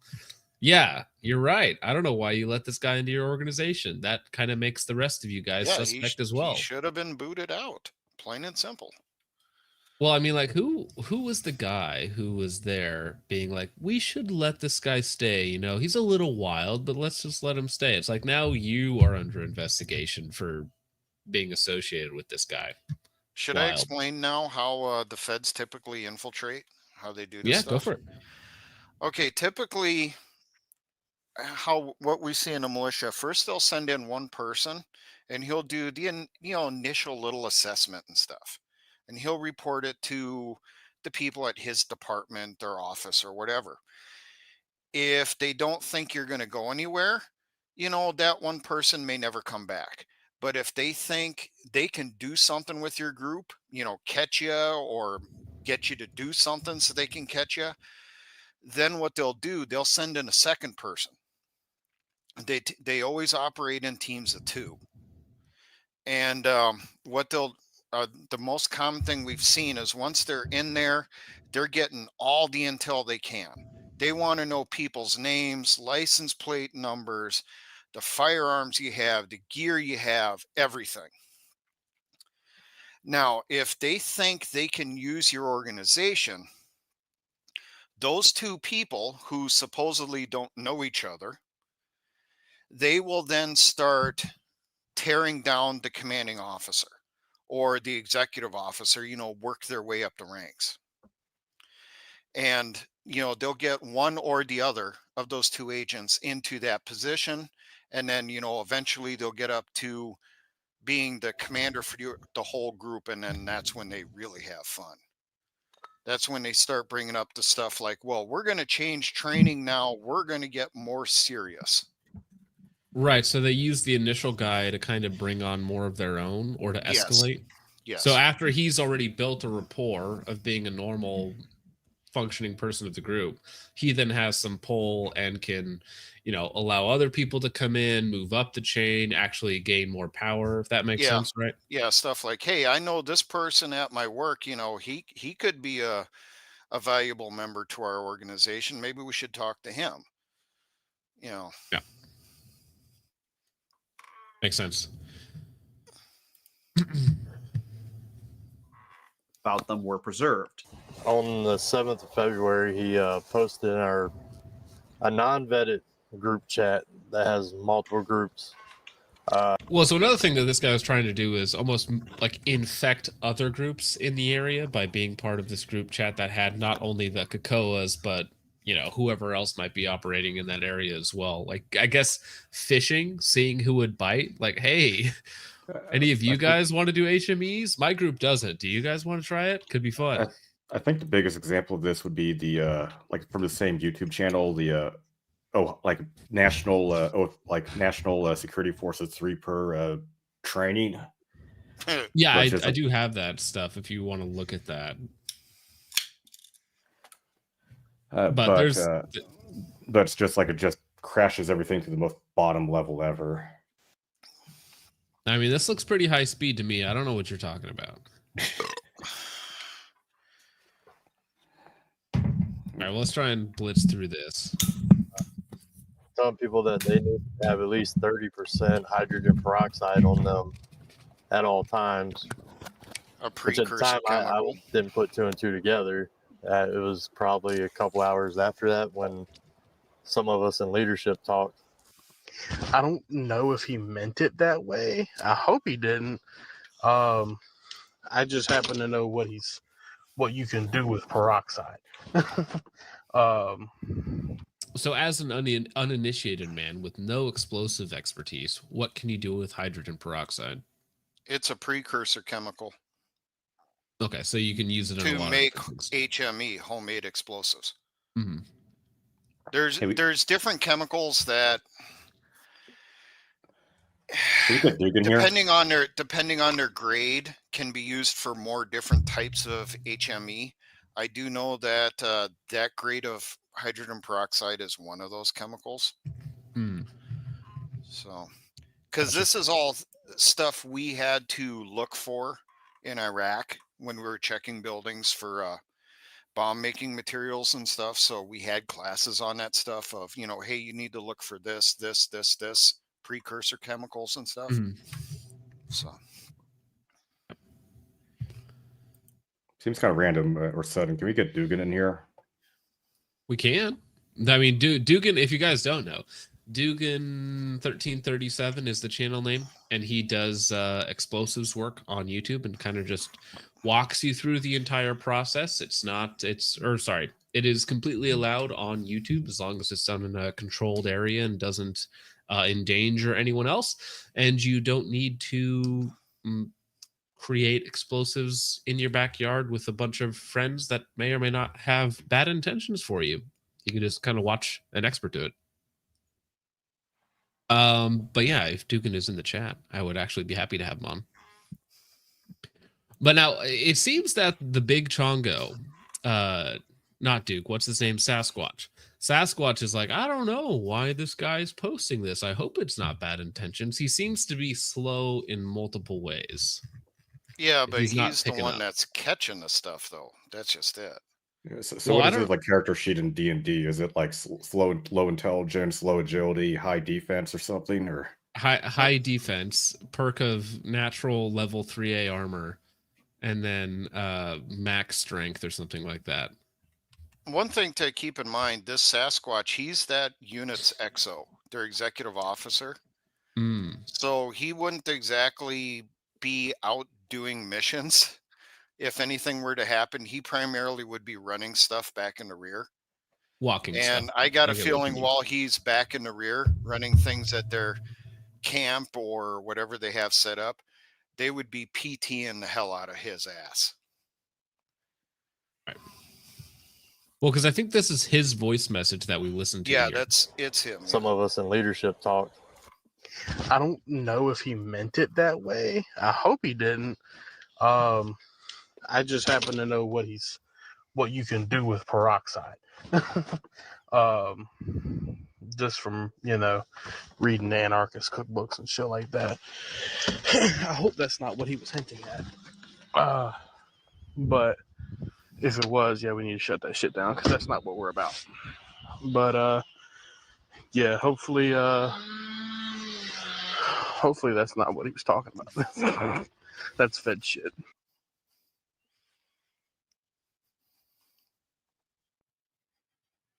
And so this goes through their chat logs together of Yeah, I don't dig that shit at all, bro.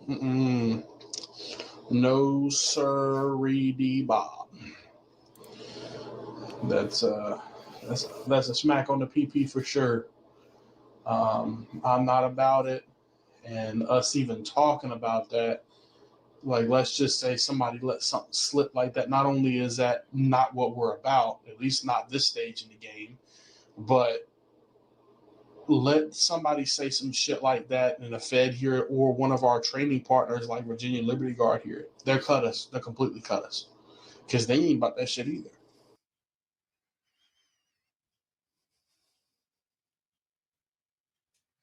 So many damn warning signs. Well, and they keep talking about how we were on the edge before we let him in. We were always kind of worried about this guy. It's like, maybe you should be. It's actually pretty reasonable.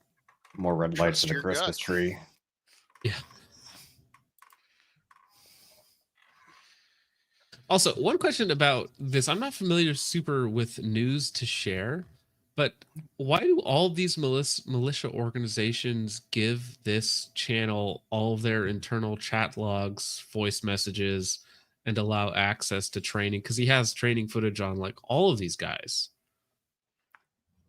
I don't know. There's some groups that have the mentality that we need to show the American public we're not a threat. So then they allow the media to come in. But those of us that have a bit of a brain and dealt with the media and the military, we keep telling these guys, it's like, no, they are not on your side. They are not going to make you look right. They can take anything, cut it up, and make you look like, you're Osama bin Laden. Right, yeah. Chad says, yeah, we're not doing anything wrong, but that doesn't really matter, right? When it's edited, when certain things are left out, they can make it look however they want. Now, my interest is specifically this guy that runs News to Share because he seems to have an in with multiple organizations. So is he like part of one of these groups and just happens to put out all of this footage? Because it seems like a lot of them work with him. or whoever What? this team I is. don't think so. I think this is one of the channels that was like during the whole riots back in 2020, summer 2020. They're one of the citizen groups that would actually go in there and live stream what they see on the streets over to YouTube. Well, I mean, they also have exclusive footage with the 3% militia from 5 years ago. So all of these inside sources, I don't know if that's just like their forte that they work with. Maybe. I mean, Yeah. like the Kekoa group, they intended to go to the public just because of they're trying to like wash their hands clean, but like, hey, this weirdo is not, you shouldn't be with us. Right. Yeah. And this is They'll what just- his techniques are to like cause problems for our group. Tim Pool wasn't news to share. That would be wild.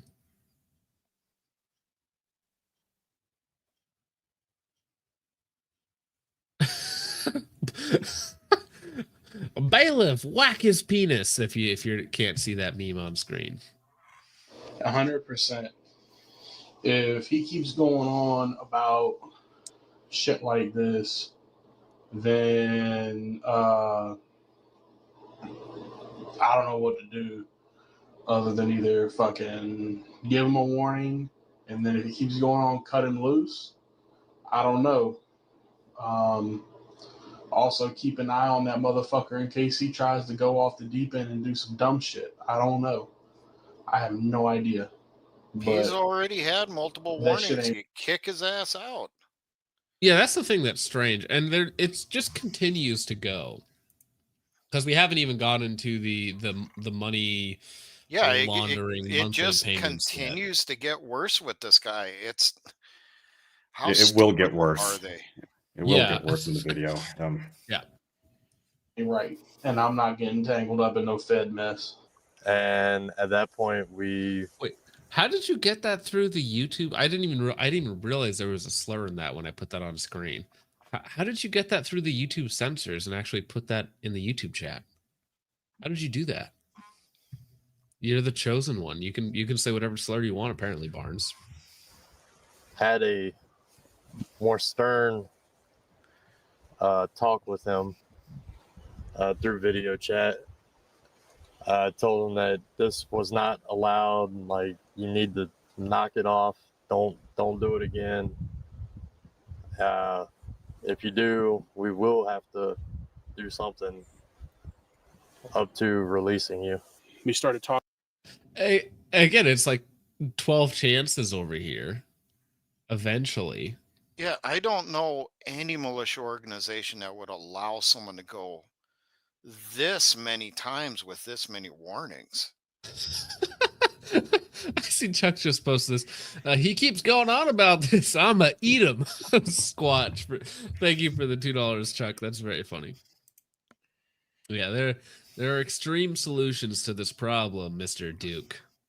We'll feed you to Sasquatch as a morale boost. Talking in our group chat or our lead. Oh, sorry. What was that, Bucky? No, like Finna Whitmer plot my ass. Yeah, they Finna Whitmer plot my ass. Leadership chat about this issue, like immediately, like, I'm not going to be Whitmered. This is not something we're for. He's doing it again. This is the second time that he's done this. We need to take some kind of action because this is not who we're about. And I'm not getting tied up in this mess. This particular thing, the February 7th interactions in the group chat do not exist. Why is that? They were deleted because everyone was so sketched out. The knee-jerk reaction from one of our members, one of our leadership members in our leadership, let me say Goose. Let me say the that's fine. One of our members in leadership. You literally just said it. It's like, Goose, you didn't catch that, did you? Can we talk about Goose? It's like, yes, you just said it, sir. And I'm not going to say what that leader did was wrong. I mean, I've done the same thing. You see someone posting questionable shit like that, you got other people of leadership that can verify this person said it and delete that crap before someone turns it into a federal case. Right. Yeah. All it takes is one screenshot. Exactly. Goose. Let me say the that's fine. One of our members in leadership, Goose, put the settings on the chat to delete those messages because we didn't want it tied with us, and to protect our friends and other groups. we didn't want it tied to them either. We were like, this sketched us out really bad. And to clarify, we are not okay with what he was talking about at any point. Yeah. Anytime. It wasn't just your group. So it was he would have been implicating the Virginia Kekoas, which is you guys, Last Sons of Liberty, which is Mike Dunn's group, and others. There was one or two other people that I don't. They're not specifically a part of a group, but they're friends of. Yeah. Okay. So the wider Virginia militia community was all in this thing that this guy's just dropping discussion of bombs into. Hints of explosives. Right after we concluded our February training where we were in person and leadership could actually talk in person about the situation, we all came to an agreement that we were going to give him more chances than we probably should have. No shit. Yeah, thank you for that. Todd and Dogs for $2 says, SG42, do you like Mark Konerke? Mark Kernke. Kernke. Mark Kernke is also known as Mark from Michigan. He is the one who really revived the movement back in the 90s. So we all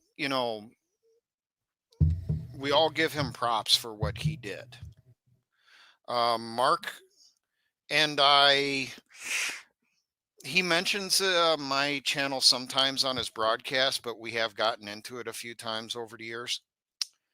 So you don't agree with him on everything. You got some disagreements about some stuff. We do have disagreements on things back and forth, but if it was to come down to it, something happens, he is still considered, a general because he has been doing it for so long. Interesting. So is he like the modern figurehead of the movement? You could consider him the OG figurehead. He was the face of the movement back in the 90s.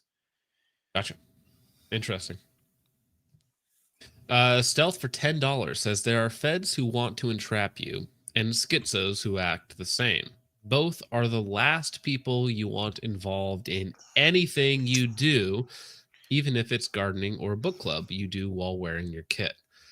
Yeah, crazy people and feds they just don't need to be around. There's no value in having them around. Thank you for the $10 Stealth. Chuck, that's Dugan Ashley's mascot over there from the Cardicon days.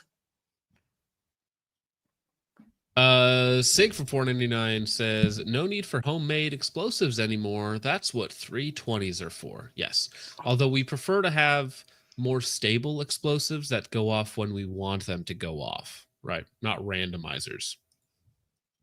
Could be fun though. We're going to give them about 60 days probation. Don't fuck up. Don't do this. Don't do that. According to documents provided by the Kekoas, Duke became less active after being warned a second time about discussing explosives. A few days later, Duke spoke privately with another member, callsign Preacher. Duke appeared to acknowledge his earlier request that the group collect hydrogen peroxide, a component that can be used in explosives, but then described legal purposes for the chemical and suggested the group was, quote, limiting themselves by not engaging with it.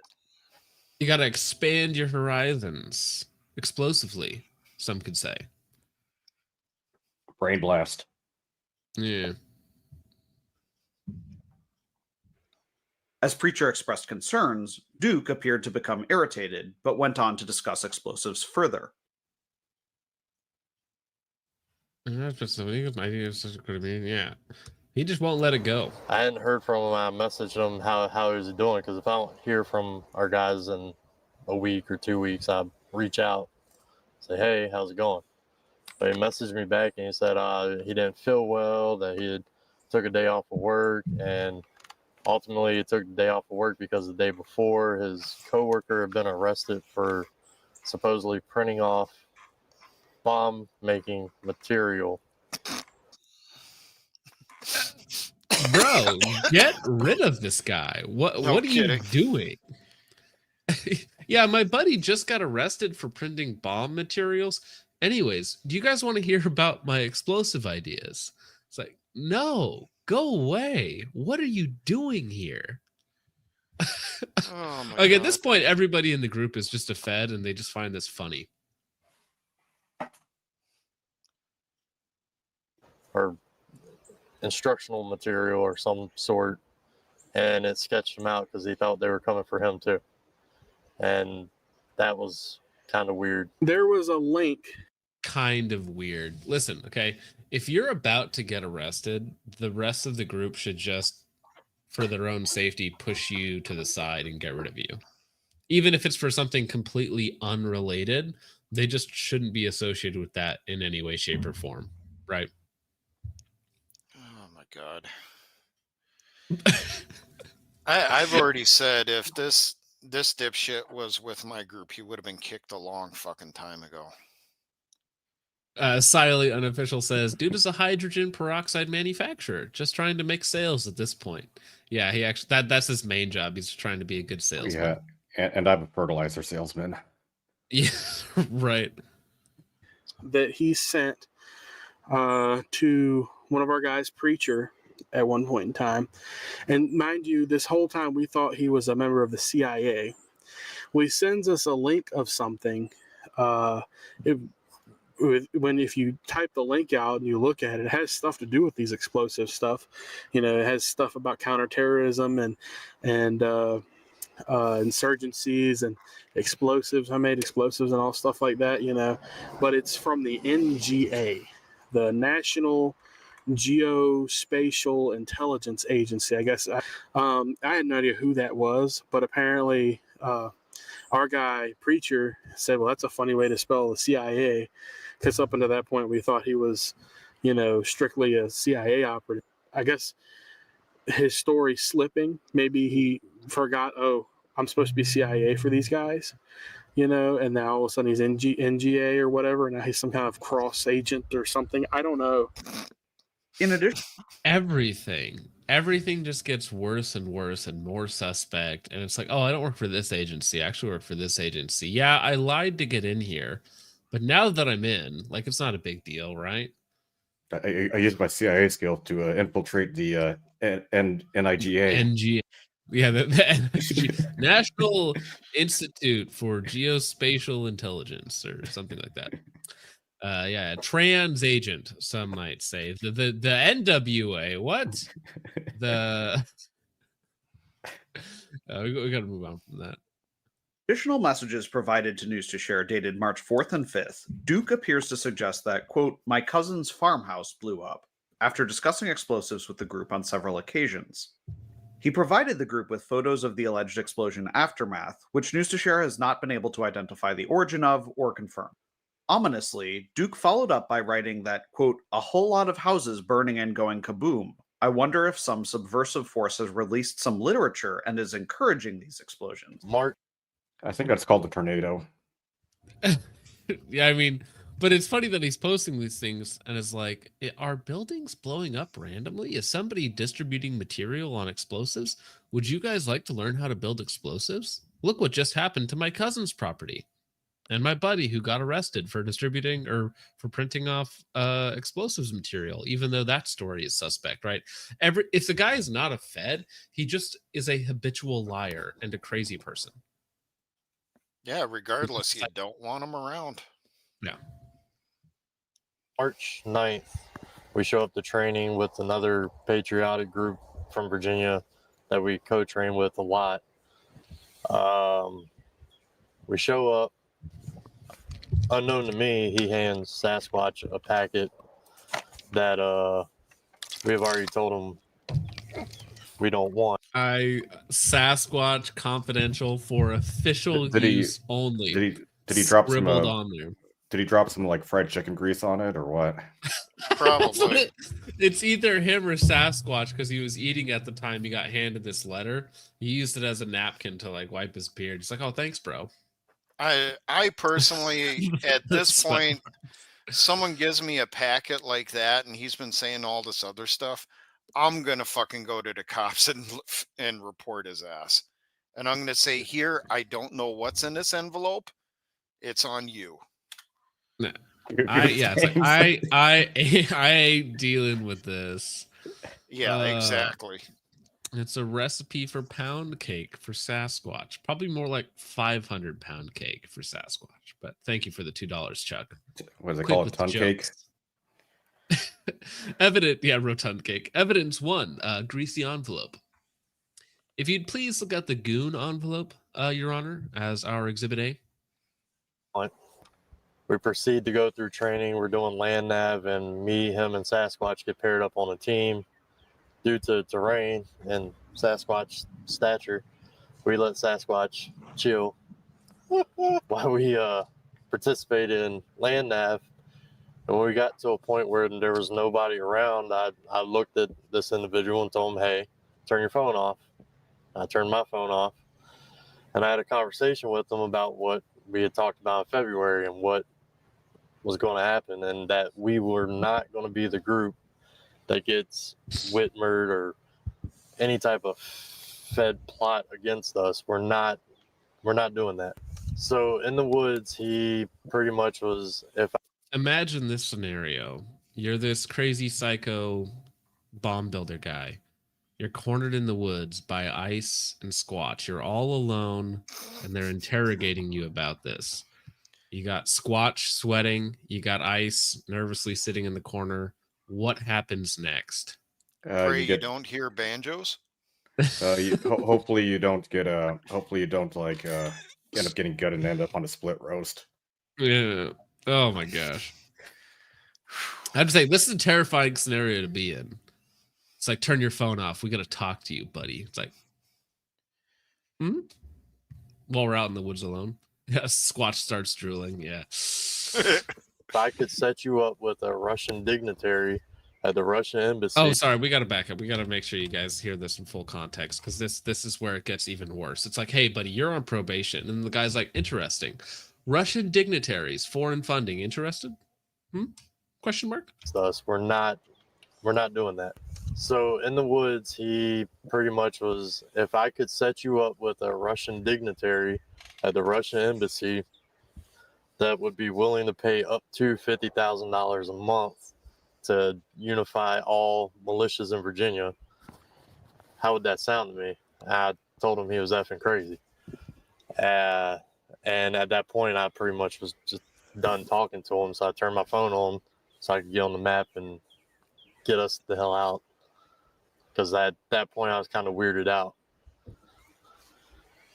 We get back to where our training room was, and we're in there. We do our second part of training, convoy training. After that was over, pretty much training concluded for the weekend, and usually we hang out, bullshit, talk, and whatever. Out of the blue, he asked in front of this other group, do we have a plan if a president were to get assassinated? Which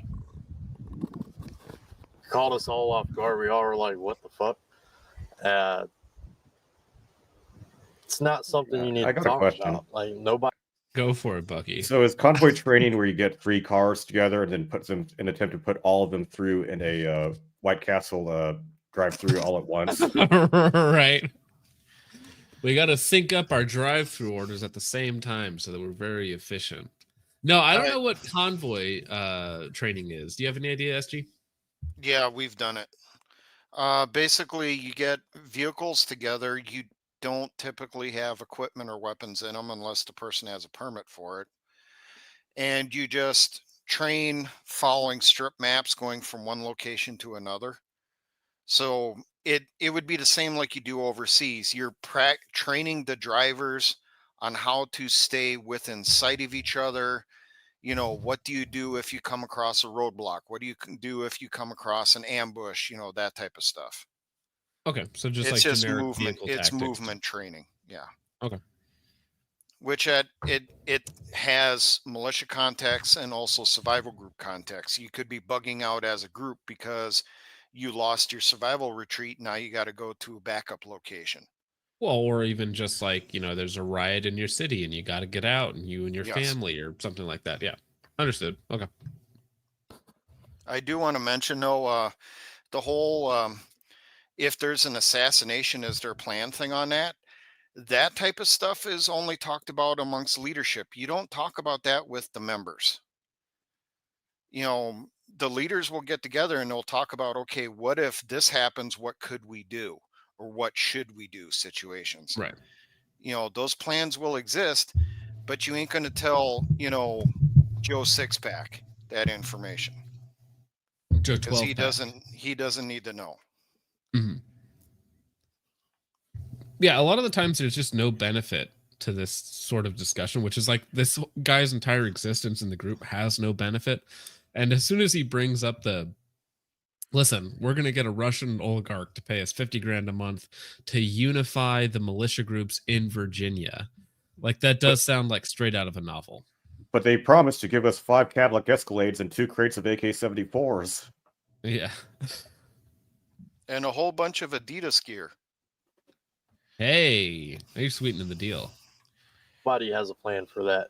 And it's not something I would care to engage in, talk about. I don't know if you had any feelings about it. So when you also witnessed that. Yeah, I was standing right behind him. So tell that story from your perspective. So he kind of just like sits there and for a minute, and he looks at the head of the other group, and he asks them straight out if they had a plan in case a president got assassinated. Mind you, I hadn't, because I wasn't in the woods with Ice and Duke. I didn't know of the conversation yet that they just had, that he just said about. Kind of weirds me out now knowing what he said after, but he asked if a president was assassinated, what is your plan? Or do you have a plan if a president gets assassinated? And everyone kind of looked at him like, the fuck? Like, where is this coming from? We just did a convoy class teaching you how not to get fucking lost if you're, you know, driving together, and you're over here asking about a presidential assassination. You asked ICE, how would we feel if we united all the militias under Russia for $50K a month? And then you all of a sudden go on to speak about presidential assassinations. What are you getting at? Are you suggesting that the Russians would pay us $50K a month to fucking hit a president? Like, you see where my brain is going here. That scares the ever. Yeah, get rid of this guy. It's such a 50K a month. I mean, okay, so you're a militia group, right? Your main thing is being the patriot, the Constitution, like that's your ideal, right? I'm gonna pay you to work for Russia. It's like that just, those two things just don't match together at all. No kidding. Mm-mm. Yeah, and only 50K a month, very cheap. SPC8 says your brain is going to Burger King, dude. Do you see where my brain's going? Oh, we see, sir. We see. For living. Yeah, the guy was glowing very, very hard. He was glowing brighter than Glow So Bright. Glowing brighter than Chernobyl. Yeah. Battle of the Beer Belly Bulge. Oof. Shit out of me. It's not. That's that. We, as the Virginia Kekoas, while we may not agree with a lot of politicians, that's for sure. We also, his tattoo says "Hail to." Does that? Is there supposed to be another word there, or does that mean something? Hail Could to? be the other part of that tattoo might be on his other arm, or underneath his belly. Who knows? Yeah, it's hiding somewhere, and nobody wants to find it. We don't condone hurting any of them. Before all of this, all right, that morning of the March training that we just had, I had made flags for a specific militia group. I was asked by the head of that group to make these flags, all right? So this other group, there were 3 groups with us that day. This other group was there, was only 2 members that were there. And they wanted to train, but they also wanted these flags, you know what I mean? So I gave them these flags. In the process of opening my car door and giving them these flags, this individual, Duke, also known as his real name Russell, he comes up and he says, "Hey, Sasquatch, I got a present for you." So I'm thinking, you know, all right, whatever, you know what? And he hands me this. He goes in his car, pulls these out, and hands me this. And we're back to the letter again. The grease stain covered letter. the reason I didn't open it right away is because I wanted to get inside. It was raining. I got home that night. I threw it down on the couch, and I went, got to relaxing and everything like that. I forgot that it was on my couch, and I came back to open it up to see what it is. Like I said earlier, I thought that maybe it was something that he had said something earlier about some Federalist papers a couple months ago. So I thought maybe that's what it was. I was going to look over it, and I end up opening it up, and this is like the first thing that I see. This is the first thing that I see. Hey guys, you remember my buddy who I told you got arrested for like printing stuff? You mind if I give these to you in a unmarked envelope with some scribbles on the outside? Now, I do want to point out that the first thing this gentleman did when he got home was throw it on his couch. So when he threw the letter on his couch, is that where the stains came from? Or was it pre-stained?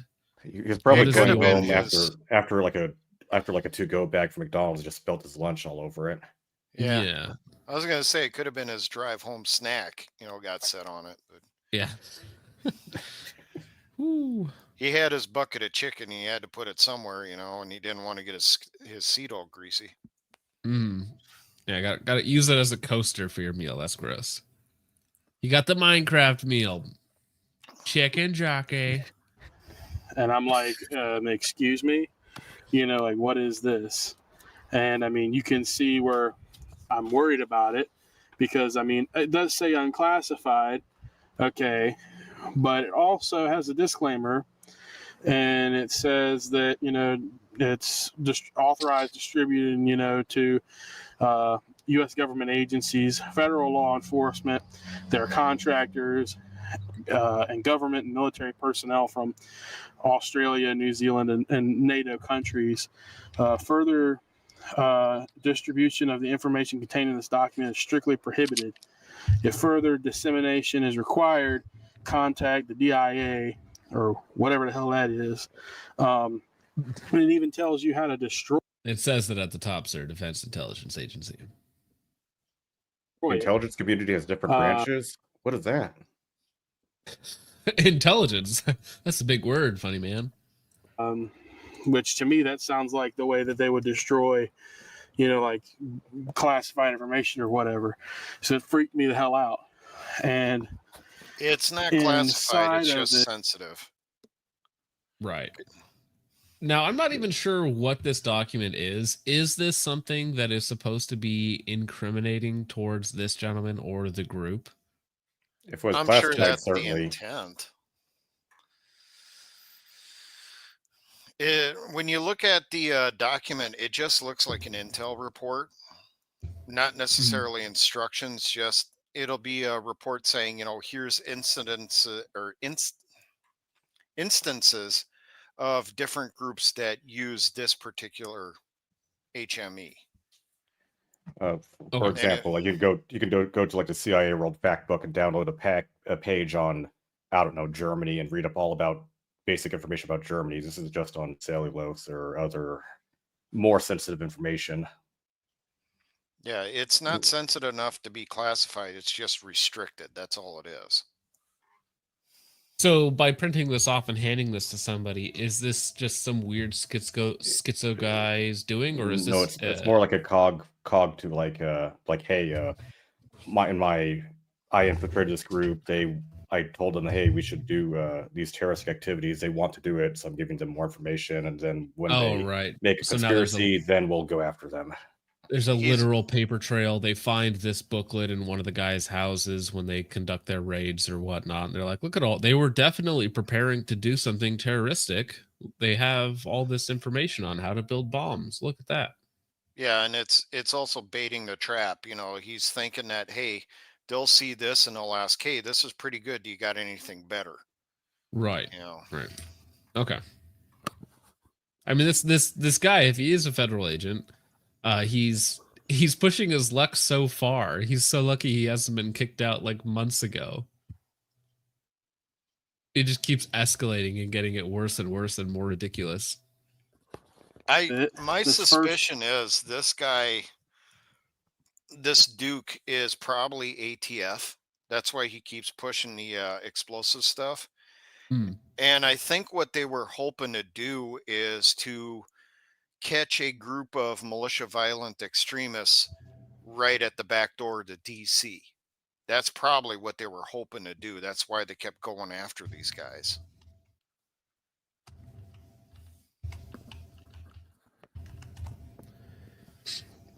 Oh, sorry. There was a question in chat that I wanted to answer. All GunTube's ass says, Focus, are you a part of Dugan's DOE PSYOP? No, not as far as I'm aware. I'm not involved in any PSYOPs, but thank you. I thought it's called social media. Right. Yeah, D's Nuts says, Fed posts worst bait ever is asked to leave FBI. Yeah. It's the second one. The side of this one, it's literally like... Oh, that would have been a good meme to do the Dark Knight meme where the guy has the bomb strapped inside of his stomach after they cut him and then like the Dr. Pablo MCA would have Duke's face like superimposed over the CIA agent's face. Yeah, that would be good too. Showing how heavy breathing. To use cellulose, how to get the cellulose, the applications for it. I love how the press just gives us this sort of information out to everybody. Well, the particular stuff that's in that packet, you can find videos on YouTube on that stuff. Well, because we're talking about Dugan. Dugan has explanations of a lot of this stuff on his channel, and you can find videos of it. And him making high-grade explosives like in his garage. Yeah, the report that he has under his hand there, that's for on nitrocellulose. You can make nitrocellulose at home. It's not illegal. It's only illegal if you're making large quantities of it and you plan to do something illegal with it. Right. It's one of those things where if they can manufacture some sort of intent or motive for you to do something, then it's a problem. Yeah, there's, like I said, there's videos on this stuff on YouTube. I know I've watched some of them. They're funny sometimes. But there's videos on like making nitrocellulose in high school chemistry class to show people what chemicals can do. Yeah, as Chad says, it's all about the intent they manufacture with it. Right. Yep. 9 yards. See, this is something I didn't even, because I didn't look into it. So this is the first time I'm seeing this too. Like, I didn't even look that far into it before I said, fuck this shit. This is in there. Like, what does that even mean? FOUO. I don't know what the hell that is. But I don't know what that means. I'm not in that. I don't know what that is. But yeah, it goes on to, how to use it, how to get it. And then a summary to all of this is like, it has a signature advisory report, and there's even more stuff in this, like how to make, like, now granted, everyone's seen the Anarchist Cookbook as a teenager, okay, but it's still just the fact that he's handing me this stuff, how to make things and the advantages of using this one over that one. He's giving me like, oh, this is your key finding. This is why you should use this bomb over this bomb. I'm like, what does this matter to me? And then this is the one that got me. So it scared me the most when I first looked at it, because everybody saw that Air Force guy who leaked out like classified maps and shit Thug over Shaker. Discord. Yeah, are we talking about the War Thunder leaks? No, even better, Thug Shaker, like where this guy who was also in the Oxide server was okay. not like being paid by, like, I don't know, the Chinese to give classified information, but no, I'm totally a super special guy. I'll go upload all the stuff for my super special job onto Discord to prove you wrong. Yeah. The ultimate dick measuring contest. Protected and classified information that is very grave, and the government doesn't want that out to the public. Yeah, Squatch got a postcard from hell, exactly. Is not Chris Farley because his code name is Sasquatch. It's Chris Furley. Yeah. Or whatever it is. And the maps that were leaked looked like this. And that's what scared me. I was like, what did he just pass me off? NGA, there's that agency again that he's had before. And it basically goes on to like just different things in different areas, the fucking snake bites and poisons and what's poisonous, what's non-poisonous, and all of this stuff. Wait until it goes to the Forest Service. Wait until it goes to the Forest Service and buys maps for the Bureau of Land Management. Pretty scary stuff.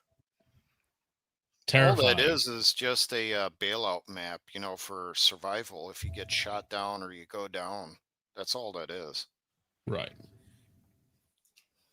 I mean, yeah, this specific piece I don't think is much of anything, but the explosive stuff, that seems more that's relevant the to thing discussion. that they would use, yeah. Yeah.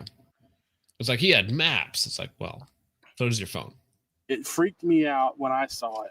I think this is actually the least of our concerns is this one. Did the envelope get more sweaty?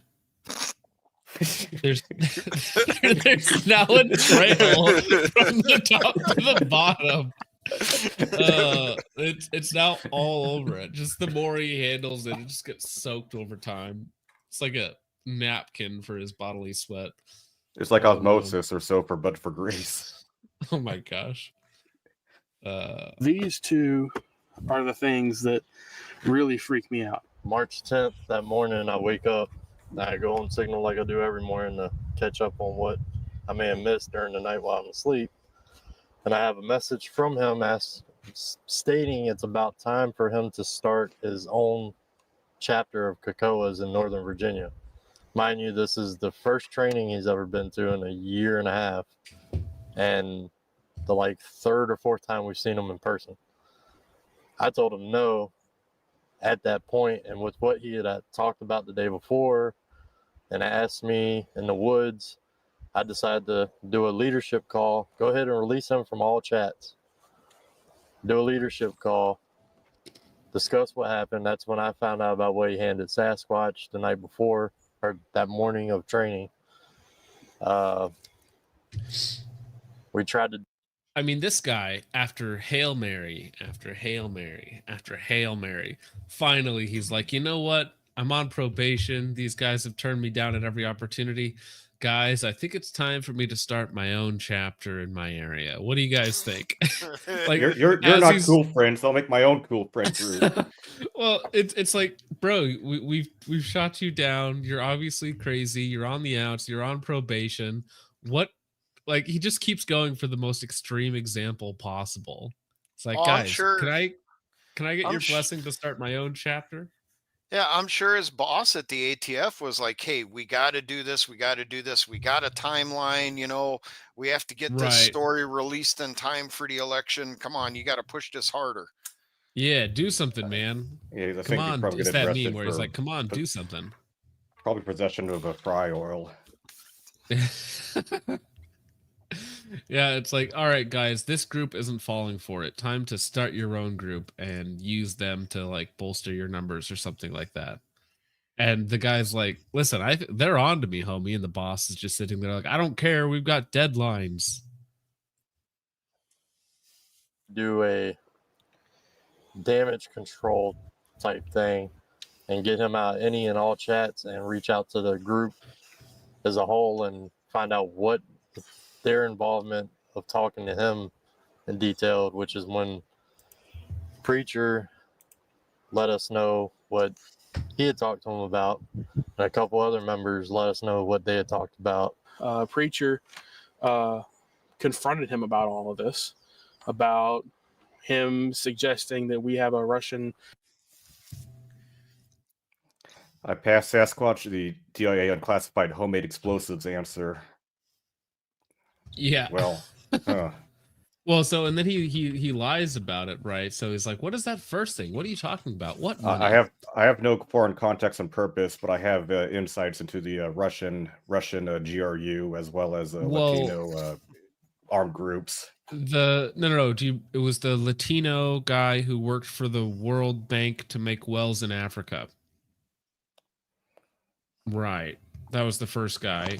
And then he's playing off not knowing or not having told ICE about the $50K a month from the Russian government or something like that.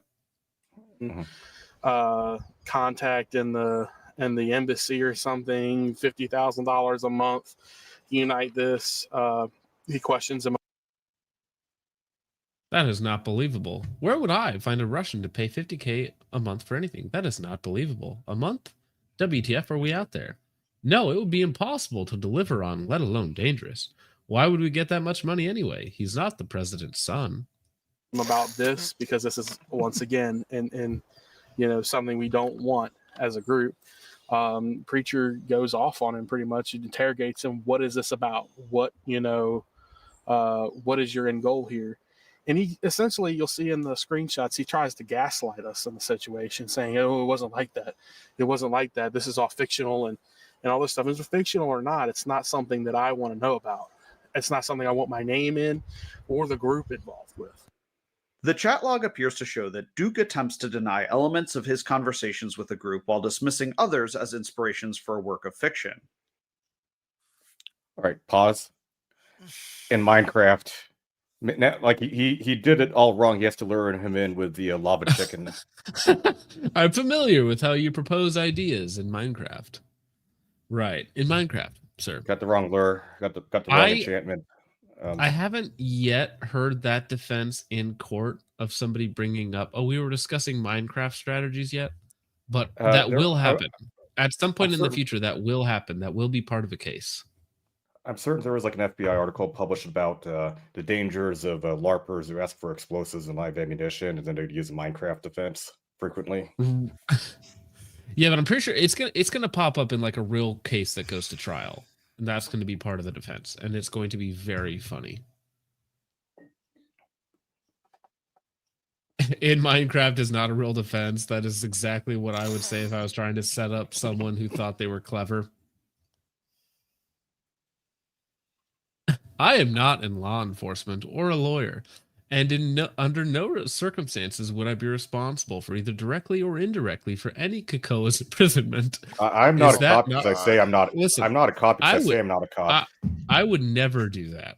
I would never result in any of your imprisonment. Why would you even ask me that?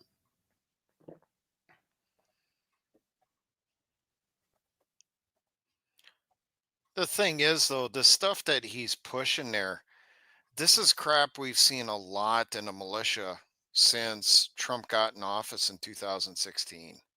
Mm-hmm. Because there was a huge push for a while about all the militias need to organize and we need to create one commander for the entire organization. And I'm one of them that stood against it. I pointed out how that's a bad idea. Mm-hmm. And we've also had people come in, because there are militia forums and stuff. You see people come on there and they bring up stuff like, well, maybe we should contact the Russian government for support. They could get us weapons, they could get us money, and then we could do this, we could do that. It's like, what are you talking about? Like, that's insane. Are you listening to yourself speak right now? Yeah, it's the same crap I've seen in other places. You know, they're literally just passing these playbooks to the guy, and it's like, here, try this, try this, try this, try this. We got to prove these narratives. Mm-hmm. Yeah, no, this is because that kind of popped off right after Charlottesville. So you're saying in the lead up to Charlottesville, there was this big push to get everybody together. It comes up again every few months, but 2019, 2020 was the real big one where all of a sudden we had people saying that, oh, the militia needs to put all their differences aside. We need to all join together, you know, basically become the new Continental Army. Every individual unit has to come together, create one massive organization, and we have to have one leader to lead us all. I mean, to be fair, the Marxist groups keep saying that, but then they just end up eating themselves without the Federalists getting involved. So, right. Yeah, it's self-disassembly of the far leftist groups. But in the right-wing groups, it seems that there's a much more active infiltration of federal Oh agents. yeah. Oh yes. 100%.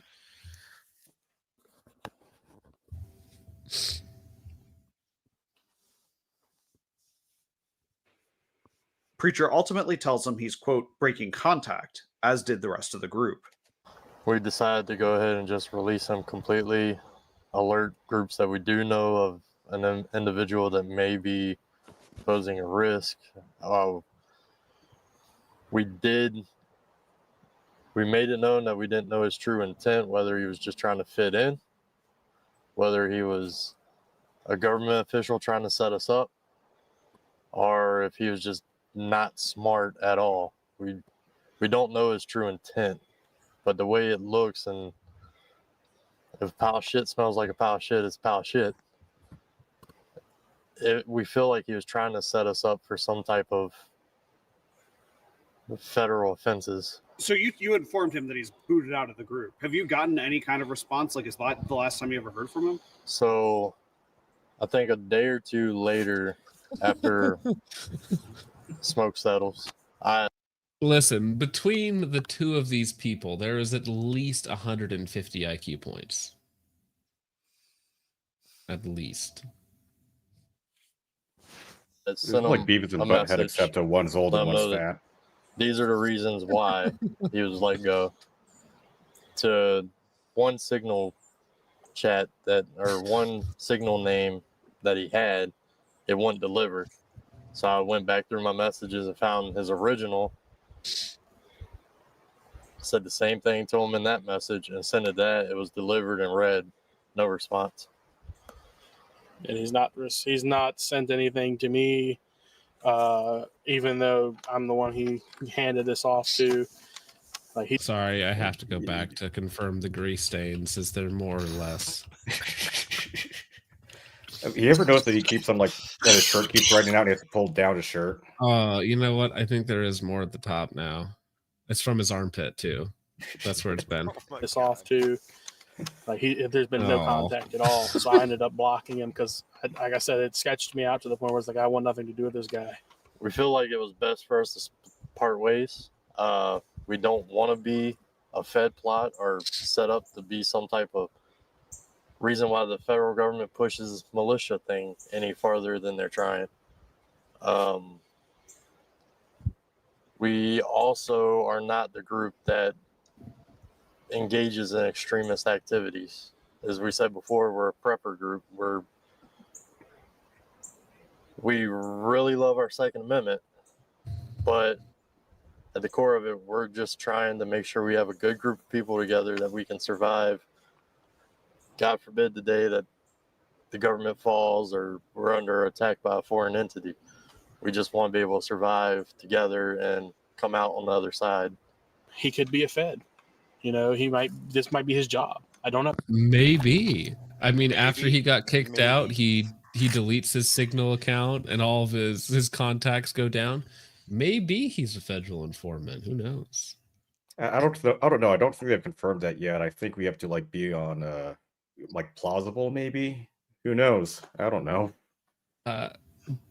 Yeah, plausible. I think we're right at that edge between plausible and obvious. It's unconfirmed. It's unconfirmed. We have no idea what's going on. What tipped you off first? The bomb threats, the arrests, or the offers of foreign funding to your group? What was the biggest turn on? That's right. Siley says we need his side of the story. Get him on. Listen, Duke, if you're out there, you're certainly not just trench and drag. If you'd like to come on the show, we'll have you on, Duke, and hear your side of the story, because you're certainly not a federal informant and or a crazy person, and you would probably make a very entertaining stream. So we would absolutely have you on. Yeah, he said they weren't extremists. Didn't that one guy have a patch? Yeah, the patches are weird. Like, if you say, hey, I'm a violent extremist on a patch, just don't do that. Just don't do that. Even if it's just a meme in Minecraft, don't do that, especially in public. If you're being recorded, it just seems dumb. We love you, dude. You deserve to be heard, says Siley. Siley's crashing out on main. Well, there's about a minute of this left, so we'll just finish this out. No, he could have been lying to us the whole time. Or he could, he could be just somebody who's trying to fit in, who's not very smart, or he could be actually like one of those, what I quote, Timothy McVeigh types, and with the things that he said, he wanted to start a new group. If he's going to push stuff like this with a new group, he's going to attract bad people. He's going to get somebody hurt, not only that, but it's just something that, as a patriotic group, you should not be wanting to have these. There's no reason you should have these, It's basically just to warn people. This is what to watch out for, If it smells like shit, it probably is shit. I'm not calling him that, but I'm saying, like, if it smells like it and it looks like it, then it probably is it. That if somebody from another group is watching this and you're vetting a person and you see this is what you need to look out for. If you're, obviously to clear our own names, you know what I mean? This is not something that we're about. And if he's trying to set me up or set us up, then joke's on you. This isn't what Joke's on you. You failed, even though we gave you 100 attempts to do it. Wild. So yeah, security guy, did you take some really good advice from this video and what not to bring into your group? Oh my God. Oh, fuck.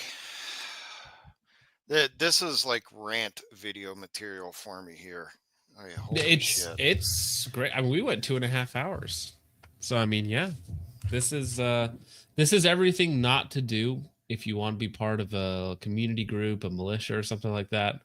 Don't distribute material about how to build bombs amongst yourselves. Don't let in people who espouse crazy beliefs or try and get the group involved in different activities. Probably just not a great idea. Or especially if they just lie to you off bat and say they're working with the CIA. Probably not a great idea to begin with.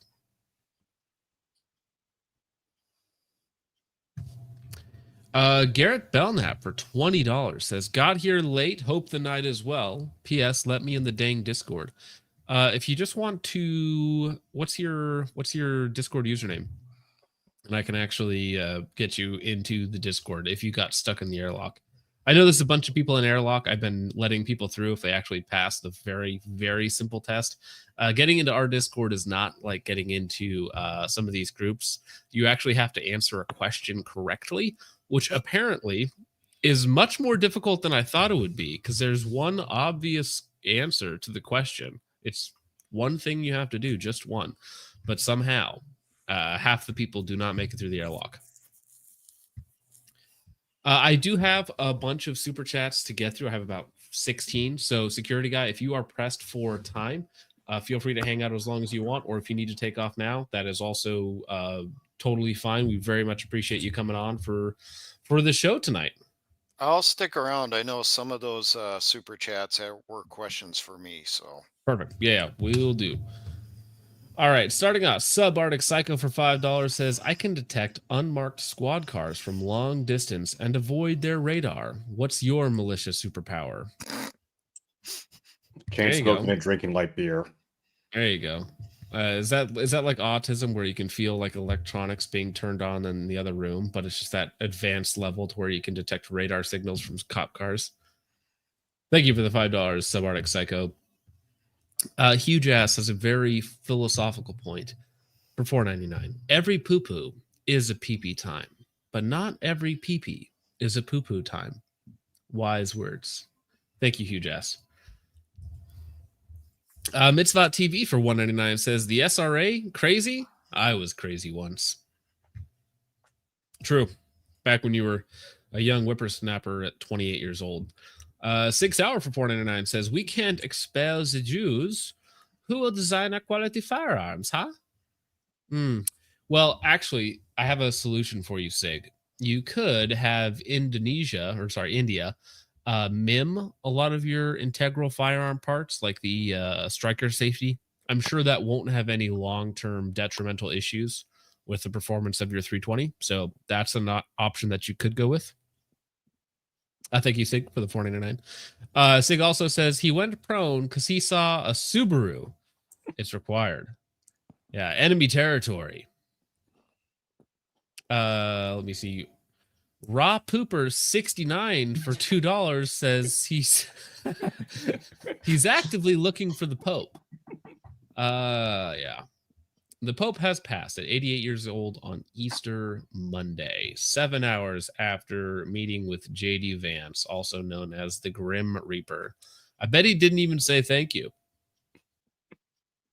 Huge ass for 199 says real rednecks hate cops too. Yeah, that confrontation is very funny. It just evolves into name calling and yelling out of your truck to the trailer trash outside, and then ending like, hey, I'm gonna go grill over here. Grill, and it relieves tension. Dr. Fuzzy One says please review AT3 Tactical, Minnesota based, quote unquote, company that has been selling what I think are Chinesium rebranded optics. I've reviewed a couple AT3 optics. They're very mediocre. So they are Chinese rebrands or, original designs using Chinese manufacturing. They sell a bunch of other stuff, and I don't know where they're sourcing all of their parts. They do have some American manufacturing. Some of their interlocking rail sets are decent, but I haven't looked at AT3 in a long time. But thank you for the $10, sir. I probably will take a look at some of their new parts if they've updated something, though. Santorin27 says, has Security Guy 42 seen Europa? If not, check it out. Sounds like a film that has a certain take on an Austrian painter, if I remember correctly. Yeah, I started watching it. I made it about 30 seconds in, and then I said, this is fucking retarded. Who wrote this? An autistic kindergartner? And I turned it off. Hey, there was only one of those things. Santorin27, thank you for the $2. Mace fell out the window for $2 says, if you're a cop, you got to tell me. It's the law. Excuse me. Actually, you need to tell me if you're a police officer. Name that line from what movie? I actually don't know what it's from originally. I just know that's the Land meme of that the people Lost. say. Ah. That's Land of the the Lost. scene where Fucknut is in the pool with Chaka, and they're high as shit off of that juice from that fruit from the tree. Okay. I don't think I've seen the movie. I'll have to check it out. It was probably before my time, sir. Sig for $4.99 says, hear that, Trench? Don't let men you don't know stay in your house, even if you saved their Grindr profile. Word to the wise, yes. Especially if you saved their Grindr profile. Probably not a good idea. Mace fell out the window for $2 says, did he even say thank you? JD enters with a steel chair. That should be a finishing move meme. I'm going to have to make that now. JD Vance with the steel chair with the Pope in a wheelchair in the middle of the ring. West for 225, West 22545, sorry, says, I challenge Sergeant Porkchop to a 1v1 CQB footwork battle. Loser gets their CAG license revoked. Winner becomes mayor of Burger Town. Yeah, I think you might win the CQB footwork battle, but he might sit on you, which is the same as an elimination. So he might, it's tough. If you get CQB with the big man, like whoever sits down first wins. Because Wes is also a big man. So he can go pound for pound with that gentleman. Mitzvot TV for $199 says his name's Trench. He would be underground about it. Underground about it. Is that a reference to my drag comment earlier? But thank you for the $199, Mitzvot. Huge ass for $199 says pedigree. Thank you very much for the pedigree discussion. Great dog food. Excellent taste. High protein. Sabartic Psycho for $5 says, what I can gather from this is that the feds are complete morons, but so are the people they entrap and crucify in front of the media. Yeah, it seems to be a little bit of both. The feds are definitely dumb and glowy. But listen, if you're dumb enough to let these people into your organization, especially when they're being that obvious, I still feel bad for you. But at some point, come on, like get rid of them. Be Yeah, a it little used smarter to be about a it. challenge, and now they just keep using the same fucking tactics over and over again. It gets too easy. Mhm. All right, gentlemen. Well, that wraps it up for tonight. But before we get going, is there anything else that you guys wanted to discuss? Because we're moving towards the 3-hour mark. Oh yeah, the security guy. Talk about the upcoming stream next week. Oh yeah, next week, Ron Stryker, are going to be having a discussion with Bucky over on Ron Stryker's channel. We're going to be going over the intel he has gathered on the SRA and other socialist and Marxist groups. Fantastic. I'm actually going to pin your YouTube channel in the It top won't of be on chat. mine. It'll be on Ron Stryker's. Ron But Stryker's. the Well, fine. announcement will get posted on my channel the day of the stream, so that you can see that announcement video and then click on the link and come And over that's to the Ron streams. Stryker? Yes. Okay, perfect. His avatar is the old like Serbian like 4chan drawing. Yeah, no, I have it on here. So I will put that in the description as well. But of course, Glow So Bright and Security Guy 42 both have YouTube channels, which you should absolutely check out. Do you have another video or something else that you want to turn people on to, Security Guy? I don't know. What a particular area would you like to know about? I cover field craft. I cover engineering tasks. I have the historic ordnance series, which for the most part is information on different types of mines, with most of them being ones that have been encountered in Ukraine. And since they were given to the Ukrainians, it's a sure bet they are on the international arms black market. Right. Well, that's a fun discussion all of in itself. You know, Oh, the yeah. different things that they've been given and then where it actually ends up. I think No for that kidding. particular type of panel, I think Security Guy and Dugan would be great people to be in on this. Yeah, I mean, yeah, if we ever do something on that long form. But Bucky, what do you got coming up you want to shout out other than that live stream? Nothing really, just the same weekly content. Okay, what's your next video on? I'm working on just basic repairing a zipper on a jacket. Okay, so like reuse recycle, just basic sewing, basic sustainment, logistics. Very green. Bucky is encouraging you to recycle your stuff.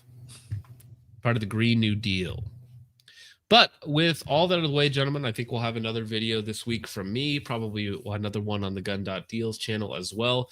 There might be a stream later on in the week. Who knows? With this channel. At some point, Richard may or may not be back. He is currently on assignment with Wuhan, Tom Dillon in a horse breeding facility is something I read on the Discord. So he is out. I thought he was on assignment trying to get into the Virginia Kekoa group. He might have actually been featured in the Virginia Kekoa group. Who knows? So are you telling people they took a trip to Tijuana? It's possible. He's out. He's in high demand right now, let's say. But so I want to thank both of you guys for coming on, for hanging out while we look at some silly goobers doing silly goober stuff. Hopefully some people took away some useful information from this sort of thing. But with all that out of the way, gentlemen, thank you so much for watching. I hope you enjoyed. I will see you in the next one. God bless. Pleasure being on the show. Absolutely.